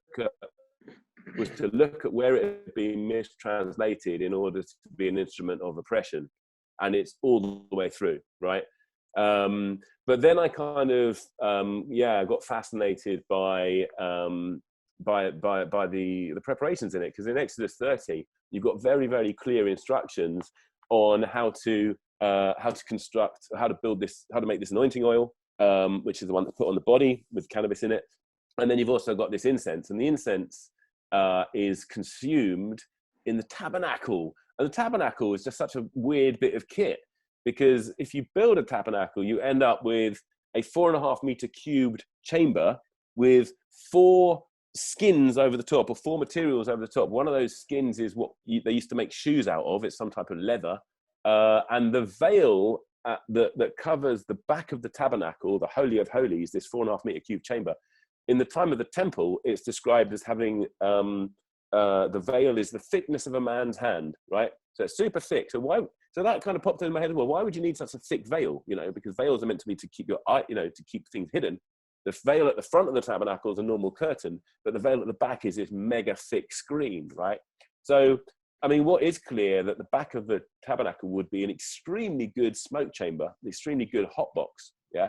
And what are they doing in there? Well, they're burning handfuls of resins. So I got interested. Well, what are they burning then? Opioid receptor agonists, GABA receptor agonists, GABA receptor modulators. What else have you got? Things which boost serotonin, things which boost dopamine, a wide range. And then I started looking into the synergies of them, because as you say, you know, same with food, you don't just eat an orange for vitamin C. You know, it's got all kinds of things going on. This is one thing I was kind of interested in actually talking to you about, Aimee. If you knew anything about the synergies between frankincense and cannabis, because those are the two things that were found in this shrine last week, or whenever it was, published the data last week. I saw and that. those two things have burned together. Yeah, and there is some kind of a synergy. I don't really understand it yet, because I've got to learn a little bit more about the pharmacology. We're doing a conference on it this weekend on Sunday. Chris Bennett, who wrote the Cannabis and Sonar Solution, you know, he was the guy who really pushed the cannabis in the Bible angle, and a few other researchers are getting together on Sunday to talk about this. So one of the things we're going to be looking at, hopefully, is the interplay between frankincense and cannabis. But yeah, aren't we complicated and fascinating when we get out of our little boxes and start to look? Oh, it's a drug. Doesn't necessarily mean it's a what do you call it? It's like an isolated single compound. You know, when in history have we ever been messing around with isolated single compounds? You know, and then we come along at a time when we're at our most alienated. You know, in our nuclear families, in our flats. And we've been separated so far from each other, and now we're studying these. I think that it says something about the whole structure of our society that we seem to care so much about something like a vaccine as well is another thing. You know, why are we focusing on one tiny stitch of a tapestry of well-being which goes into more dimensions than we can possibly imagine? And then and who's the guy who's meant to be sorting this out for us? Fucking Bill Gates, who, as a friend of mine said, didn't even invent DOS. You know. All kinds of things we could be looking at if we were interested in healthcare, you know, interested in how to fight this virus and the other virus, and we're stuck on a vaccine. Yeah, no, I totally agree with you. Danny, no, I do want you to highlight just one thing. You mentioned this finding last week, cannabis, biblical stuff. What was that? Because I'm not privy to that. What was that? And then moving from that, there was what is your research? What do you cover on that subject as well? Okay. So what they found was an 8th century Judahite shrine with two altars on it and residues on the altars, right? And these residues have now been studied with the modern tools of that you can bring to bear on that. And they found that one of those residues is frankincense, and one of those residues is cannabis. And interestingly, the frankincense was mixed with animal fat, which means it burns at 260 degrees, which is what you need for frankincense. And the cannabis was mixed with animal dung, which means it burns at about 150 degrees. So even in terms of what was the right substrate or the right mixture in order to liberate the volatile fractions, you know, the terpenes and that kind of thing, there was a whole lot of, again, functional knowledge on how to make these things work really well. So yeah, that was found, at least it was published last week. And that's quite exciting because some people have been researching the literary, like my area is looking quite closely at the Bible and these different plants and the psychopharmacology of it. Other people have been looking at the trade routes. How did cannabis get to Egypt, for example, to be found on Ramses II's, on the mummy of Ramses II? Well, it came through the trade route, which came through, Palestine and that kind of area. Other people have been looking at different tribes. So you've got a Herodotus in the I think it's 5th or 6th century BC, goes and visits the Scythians, and he says, right, the Scythians, they fold down the flaps of their tent, they throw cannabis onto these heated up onto the fire, basically, and then they jump up and they dance around, and this is better than any Grecian vapor bath, is what he says. So they've got this hotbox technology amongst the Scythians. You've got similar things amongst, Chinese sages who will use incenses in chambers. You've got the Oracle at Delphi who was burning mixtures in an enclosed space. So there's a load of evidence about different psychoactive techniques, either using chambers and smoke or using enzyme inhibition in oils. So if you look at Persian medicine, for example, you've got something called a carrier medicine. And when you take liver medicine, for example, you also take cinnamon. Why? According to modern pharmacology, it's because the carrier medicines, what they do is they knock out your enzymes, so your enzymes don't break down the drug, so the drug gets to wherever it wants to go, to your liver or whatever it is, so it can do its thing. So my research, a lot of it's around there. You can check it out in an article called Getting High with the Most High, Entheogens in the Bible. So that's one area, but also there's other things. For example, you've got this line in the Bible which says, let me see if I can find it for you. It's an example of synesthesia in the Bible. In fact, there's only one example of synesthesia in the Bible. Synesthesia is where you hear a sound, or sorry, you see a sound, or you know, where the senses get mixed up. So there's a line which says this. It says, what does it say? It says something on the lines of, and all the children of Israel saw the sound of the trumpets and the flames and the voice, right? So it's this thing about seeing a sound, and it only happens once in the Bible that you have a synesthetic experience. It's also the only time in the Bible where you have a collective revelation. So you've got all of the tribe of the Israelites, they're at the foot of Mount Sinai, and they're seeing this flames on the mountain burning without consuming, right? Now, if you imagine trying to describe the geometric patterns that flicker around the edge of stuff on a psychedelic state, you might end up using the language of fire that burns but doesn't consume. It's quite an interesting, it could be the kind of language that describes that. It's also the time when the Israelites are eating manna. So the Israelites eat manna together. They all have a vision together, and it's got an element of synesthesia in it together. So I started looking into manna as well. And manna is super interesting because the descriptions of manna are, it tastes like honey. It forms small white pellets that are resinous, the size of coriander seeds, or it forms thin flakes like frost on the ground. And if you look at the kind of secretions, it's very clear that it's a secretion. If you look at the secretions that you have in the area, you don't have that many, but you have, and most of them are gooey, right? So, for example, there's a secretion which is called man by the Bedouins, and you can eat it as food.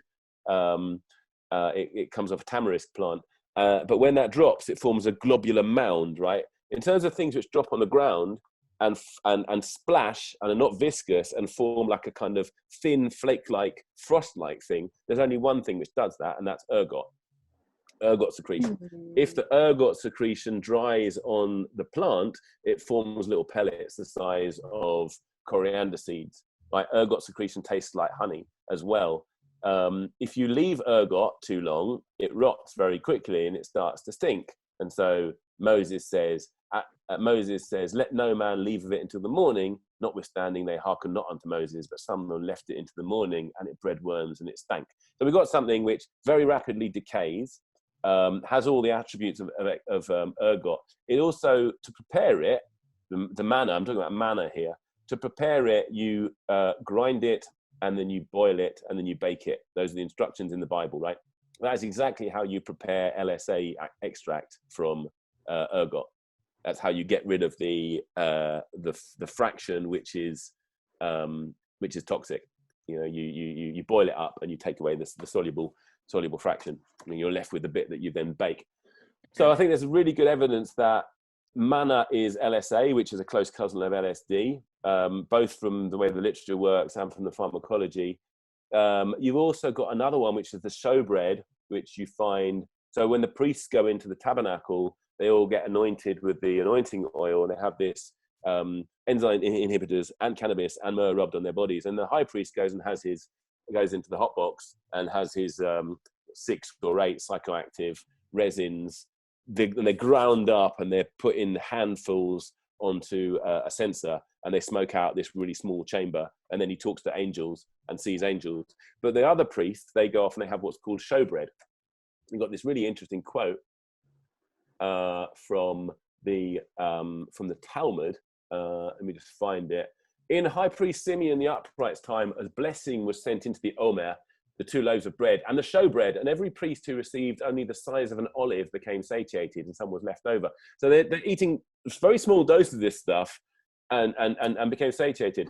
After him, after High Priest Simeon the Upright, these things were cursed, and every priest only got the size of a bean, and the delicate ones refused to take it altogether, but the voracious ones accepted and consumed. It once happened, one took his own share and his fellows, and he was nicknamed Robber till his death. So this sounds very much like tiny doses of drugs being taken by the priests. You know, some of them like, "Oh, I'll have some more of that." Some are like, "Well, I think I've had enough." You know, you see this you see this in various different places in the Bible, and you've got like in the Psalms, you've got the mixture of aloes and myrrh for, you know, come take our fill of love. I've got aloes and myrrh in my bed. Let's get it on is basically the gist of the psalm. So you've got aphrodisiac use of myrrh. You've got Jesus on the cross who gets offered myrrh, so that suggests pain-killing uses of myrrh. And these guys really knew their way around their plants, you know. And the tradition comes from Egypt. The interesting thing is, I think the fascinating thing is, if you look at the Mendesium, which is an oil produced by the Egyptians and exported to the Romans from the Middle Bronze Age, right? So we're going back like many millennia here. That has got 3 of the 4 ingredients that are in the anointing oil. So it's myrrh, cassia, and cinnamon. This has already been mixed up. What are we talking about? 8,000 years ago or something like that, you know. And this is that inhibitory system, the cytochrome system that I was talking about earlier. So when then the Israelites come along, they add cannabis into the mix, and then they do some other stuff with it. But the way it's produced, even actually in the Bible, the description of how to make the oil uses a volume measurement called 1 hin, and hin, like 5 liters, but it's an Egyptian measurement. So it seems like the recipe came from Egypt, right? And it seems actually a lot of Israelite priestly culture comes from the Egyptian priestly caste as well. So was it the King James point when they edited the Bible that these things were taken out, or do you think that was slowly happening throughout history anyway?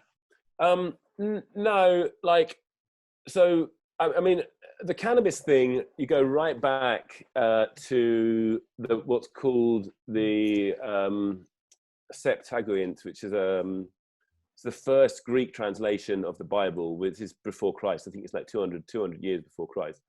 So even then, the cannabis had been identified with calamus, which is a different plant. Calamus is a reed. It also has slightly psychoactive properties, but it's not that interesting in terms of, well, it's not as interesting as cannabis anyway. But I mean, it's a mistranslation, because we know that this is a cannabis t-shirt, for example. This is made out. I'm going to plug my I used to work for these guys, THTC. We've been making cannabis clothes forever, right? No one ever made clothes out of reed plants, and we know that Cane blossom was used. They used to make shirts for the dead, right? If you made shirts for the dead out of reed, out of a calamus, they would decompose in a couple of days. So we know it's not that. And I think the other thing is the Bible itself isn't really, apart from the cannabis thing, it's not really hiding what the plants are. I mean, there's reasons that we can't identify some plants, but they're not because things are being hidden. Okay. And drugs are very clearly kosher in the Bible. All plants are kosher. You can't lick toads and stuff like that because they're not kosher. But if you want to be a good Jew, you can, there's nothing wrong with taking ecstasy. There's no line about taking ecstasy or anything like that. All plants are kosher as well. And it says things like in the Psalms, it says, what does it say? Something like he gave grass for cattle to eat and herbs for the service of man, right? The Rasta really like that line. But, the service of man means basically whatever you want to do with them. And you've got, for example, mandrakes. Who is it? It's the 2 wives of, I think it's Jacob.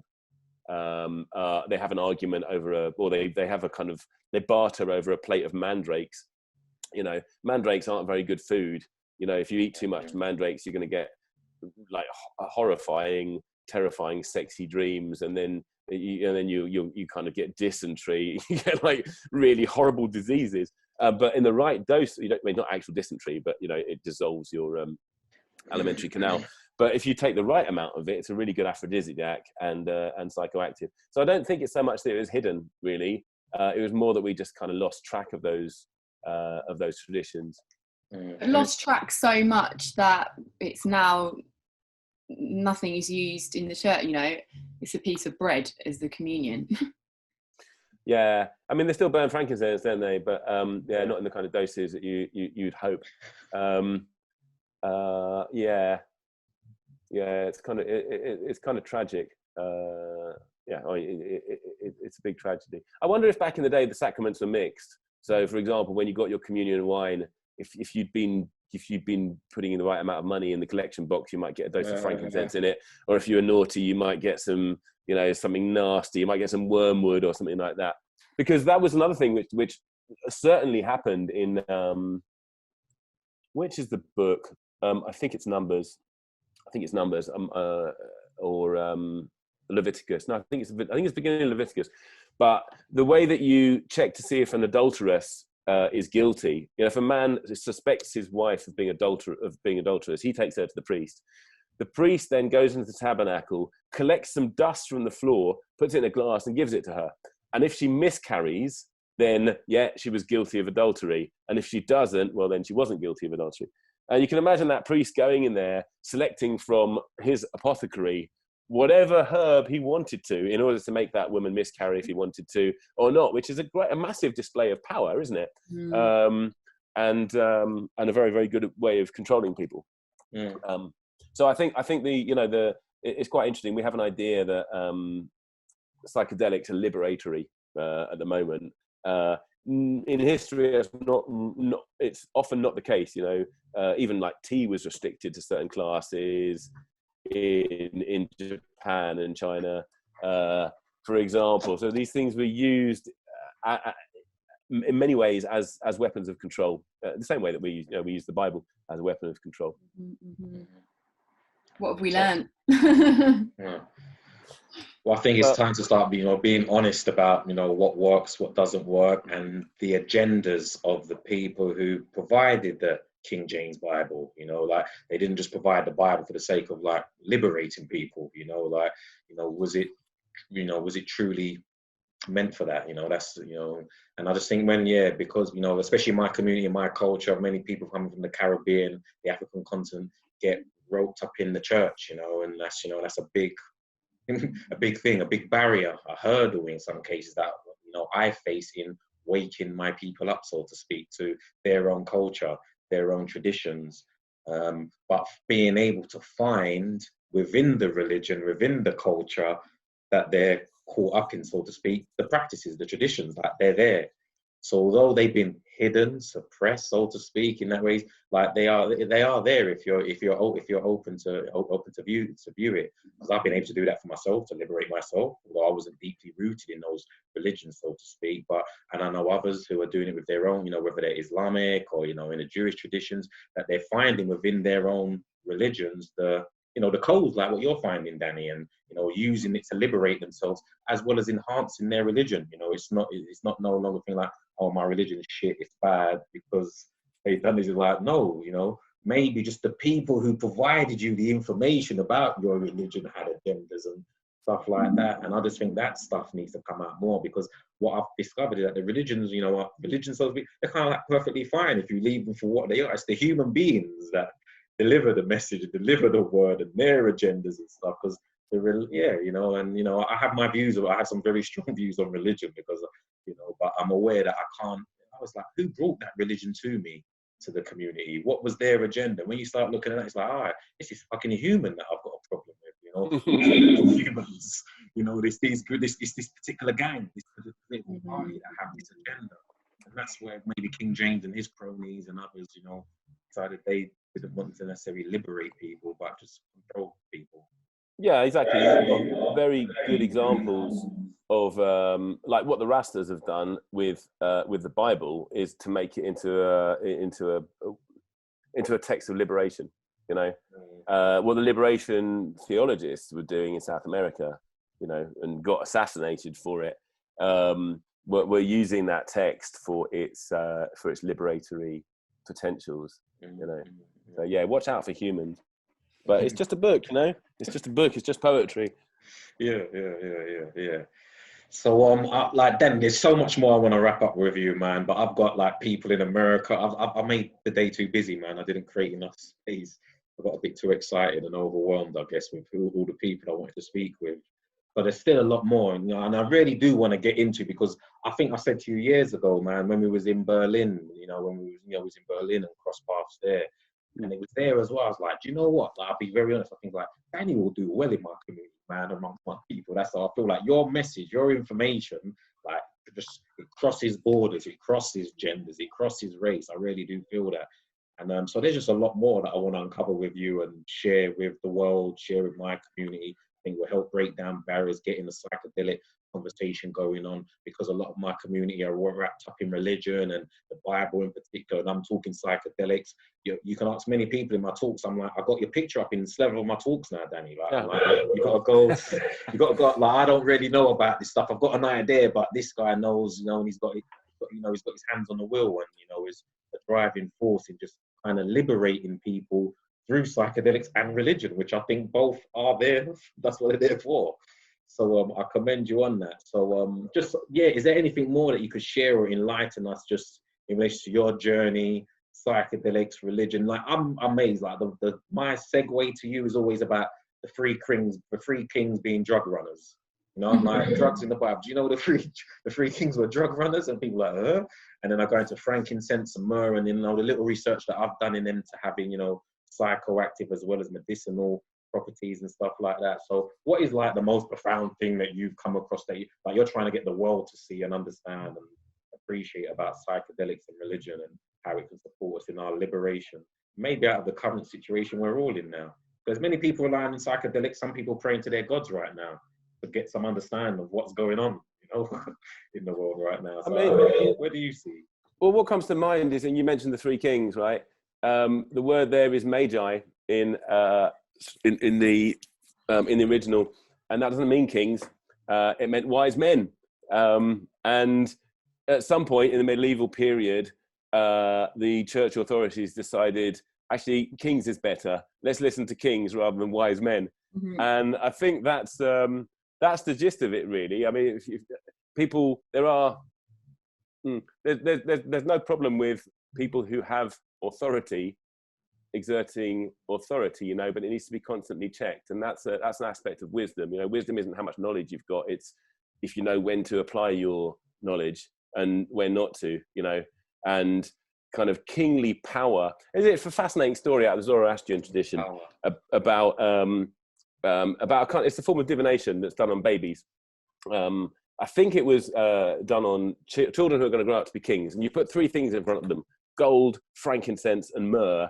Right? If the kid grabs the gold, he is going to be like a king with temporal power. If the king grabs the frankincense, he's going to be a more kind of holy king. And if the king grabs the myrrh, he would be a healer and a true son of Zoroaster. Right? So I think that's, you know, what do we look for when we're looking for authority? You know. What exactly is it? And I think it comes back to, I'd say it comes back to charisma, actually. I think that the word charisma, it means touch with grace, charis or charis, which is the grace that touches someone and makes them charismatic and makes them very, very interesting. And that's something the Gnostics said this very clearly. You know, we can recognize the Holy Spirit. We're a church because we've got the Holy Spirit. And the church authorities, the Central Empire authorities, said, no, you're not. You're a church if you've got a bishop. So if you look at the old Gnostic texts, they will call bishops things like dry canals and that kind of stuff. What a person would get authority, if you're taking authority from invisible beings who appear to you in dreams and visions, you're very, very difficult to control. All right. So I think that's probably, as if I've got any wisdom, it would be around being very, very distrustful of anyone who's trying to control you and isn't charismatic while they're doing it, right? I mean, yeah. Like a true anarchist, Danny. Okay, cool, man. Thank you for sharing, Danny, man. Like I said, now you're bringing up the Gnostics. You brought up chaos magic. We didn't get into hypnotherapy. There's still a lot more I would love to discuss with you in good time. I don't know, Aimee, is there anything you want to add or contribute or, pull out of Danny before we... Oh, no, I mean, yeah, like I totally agree with a lot of what you say, and I want to echo Darren's sentiments that you are really good at breaking down the boundaries and outside of the kind of normal academic crowd. So yeah, well done for that. When are we doing a tour, Darren, then? Man, we're in discussions, man. We're getting the contract sorted out and stuff, man. But yeah, man, I'm once locked down, and people are comfortable in touching each other and being in spaces again. I kind of planted some seeds with Aimee that she initially planted with me. I want to do stuff, man. I'm here to spread the spores, as you know, man. And I'm owning my role now. I've decided to come out of the closet in my own community. My mum knows what I'm doing, man. So, I can speak freely and spread the spores. So let's do this.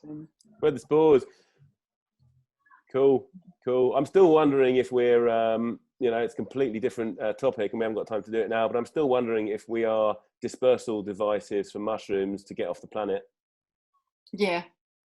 Oh, let's go. Yeah, like, please, that's, we can't go there right now, man. That's just but yeah, that's where I want to go. We're in phase one, just opening up, the conversation, the dialogue.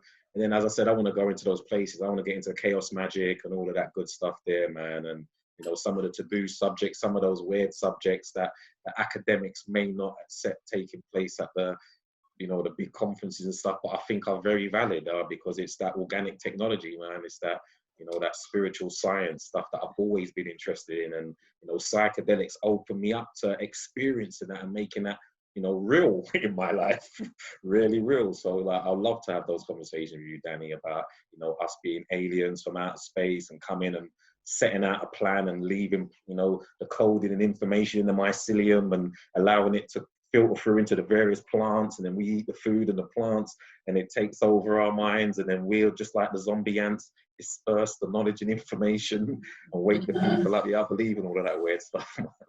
I smell a symposium up for the next Breaking Convention. Yeah. So, Perhaps you two need to organise a panel. Sounds good. We'll have a mushroom as one of the panelists. Oh, listen, well done for setting it up, Darren, and great to see you here, Aimee. Likewise. Man. Well, I'm happy to have done the first 3-way Zooms, talking Slop. Thank you, Aimee, for the, committing to the day. We spent like a morning and afternoon, early evening together doing this. And for me, this was just stuff. Oh. Sorry, that was really rude. I completely interrupted you there. Doing snuff on camera. Love it. But thank you, Danny. Like I said, man, for me, this was about being with people who inspired me, doing great works and, mixing and spreading and connecting and just doing it for what I do, simply because I know that there's some people that may not be familiar with you from my community, and I want to get people who are not familiar with me, familiar in other areas, and it's just breaking down those barriers. Like I said to you, Aimee, previously, when I stepped into the psychedelic community, I was thinking, this is going to be easy. There's no barriers, we dissolve barriers so easy in the psychedelic community, and people are just so open. And, then I realized, I'll bring the same work that I brought with the work in the council, and I can bring those same principles into the psychedelic community, and they work. And it's just about networking and connecting with people like yourself, both of you, man. So I just want to thank you for both doing what you do, opening up your doors, communities to allow me to talk my shit, and I want my community to hear the shit you talk, and then we become one big happy community, man. It's that type of shit I'm interested in doing. Cool. Well done with it, man. I'm gonna speaking of the work that I'm doing, then, so that book is the one that's just been republished. That's the second edition of my first book. It's called Science Revealed.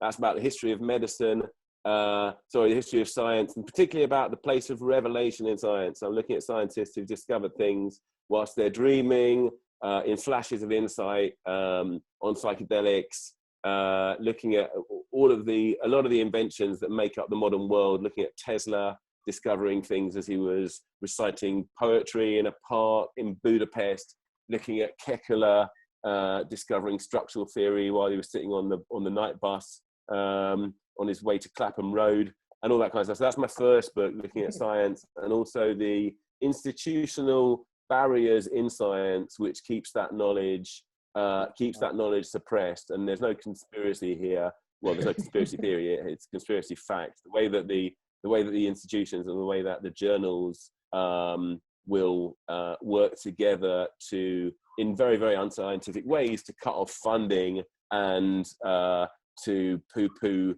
and rubbish results that are perfectly good results and won't publish them. That's what the first book is about. My second book is Neuro-Apocalypse. That's more about the internal mechanics of revelation, looking at what we see, what we miss, when we're looking from different perspectives. So I'm going quite a lot into into autism, how autistic minds work and what they see, which is quite different to what neurotypical minds see, and the kind of superpowers that come with expanding the mind in various different directions. Yeah, so looking at different neurological conditions, looking at psychoactives, looking at different languages, how they limit in different directions. We've got a comparison of Japanese and English in this book, and it's also looking at the psychology of perception in those two, in American and Japanese culture. So what Japanese people see and what they miss and what they remember, and how that differs to Americans, and how that relates back to the languages that they speak. So all kinds of stuff about what keeps our perceptions, and also the expressions of our strength as well, our powers, how we limit that. And that's what I mean by the apocalypse. The apocalypse is the veil that is lifted to reveal our full powers. So that's Neuro-Apocalypse. They're both out on Psychedelic Press. Wow. Wicked. Thank you for sharing, Danny. And now you brought it. Just I was just like this, Danny. Have you, because of the first book that you make reference to, have you found any barriers in the psychedelic community in you doing the work that you want to do? I've never asked you that. Have you? Do you face, or do you feel you face any barriers in getting what you want out there? Well, kind of, yeah, but that's not so much. I mean, my crew is Breaking Convention and Psychedelic Press, and they've always been just super, super cool, right? I've got nothing bad to say about either of them. Some of the other conferences, I'm not, well, would be a little bit less kind to, but a lot of the psychedelic conferences are all right. What I have found is, as soon as I start talking about the Bible, people think I'm either a boring Christian or or I'm trying to get them to go to church with me or something. So that is quite problematic, because I find the Bible absolutely fascinating, and as the kind of let's say the operating system of Western civilization. So a wise man once described Western civilization as a machine for copying and distributing the Bible, right? Is so fundamentally part of our someone was talking today about, it's a David and Goliath situation. We know the David and Goliath story because we know the Bible, we know how it ends. It's so much of our culture is built on that, and so many people are bored of it, because, to be honest, most people, a lot of people who are quoting the Bible are boring, and they're hitting each other over the head with the Bible to try and get some kind of compliance out of the other, right? So that's the main thing, is, oh God, this guy's talking about the Bible, it's going to be boring. Yeah, that's the only area which I've found limits. All right, well, the Bible's definitely not boring. Danny's definitely not boring. I can co-sign those two. I find the Bible an amazing book to read, and take it for what it's worth when I do. And Danny, how can we just find you in the real world, or the social media world, the cyber world, whatever it is? How do we find you, man? Right, in the real world, as real as Twitter is, you can find me on there. That's at Rev Nemu. I've got a website which is nemusend.co.uk, NEMUSEND. It's not very, it's fairly neglected, that. Best place to find me is on Cypress. You can find my books there. And if you just Google Danny Nemu, there's a bunch of talks there. I've got quite a few good there's some good podcasts. The Rune Soup podcasts are really good. I just did another Rune Soup kind of three-way conversation with me and Gordon White and Connor Habib. That was about a week ago. So you can check that one out on YouTube. That one's called, what is it about? Medicinal plants and synthetic futures. I think it's called something like that. But yeah, I'm kind of easily Googleable and all over the place. But find me on Twitter. Come follow me on Twitter. All right, wicked, man. Aimee, as well, how do we find out about you, Breaking Convention, and you have any affiliates that you would like to give a shout out to? Yeah, so it's Breaking with a G, not Breaking without the G, because that's the breakdance convention that we quite frequently get confused as. So it's breakingconvention.co.uk or breakingconvention_UK for Instagram, and just straight, and Breaking Con on Twitter.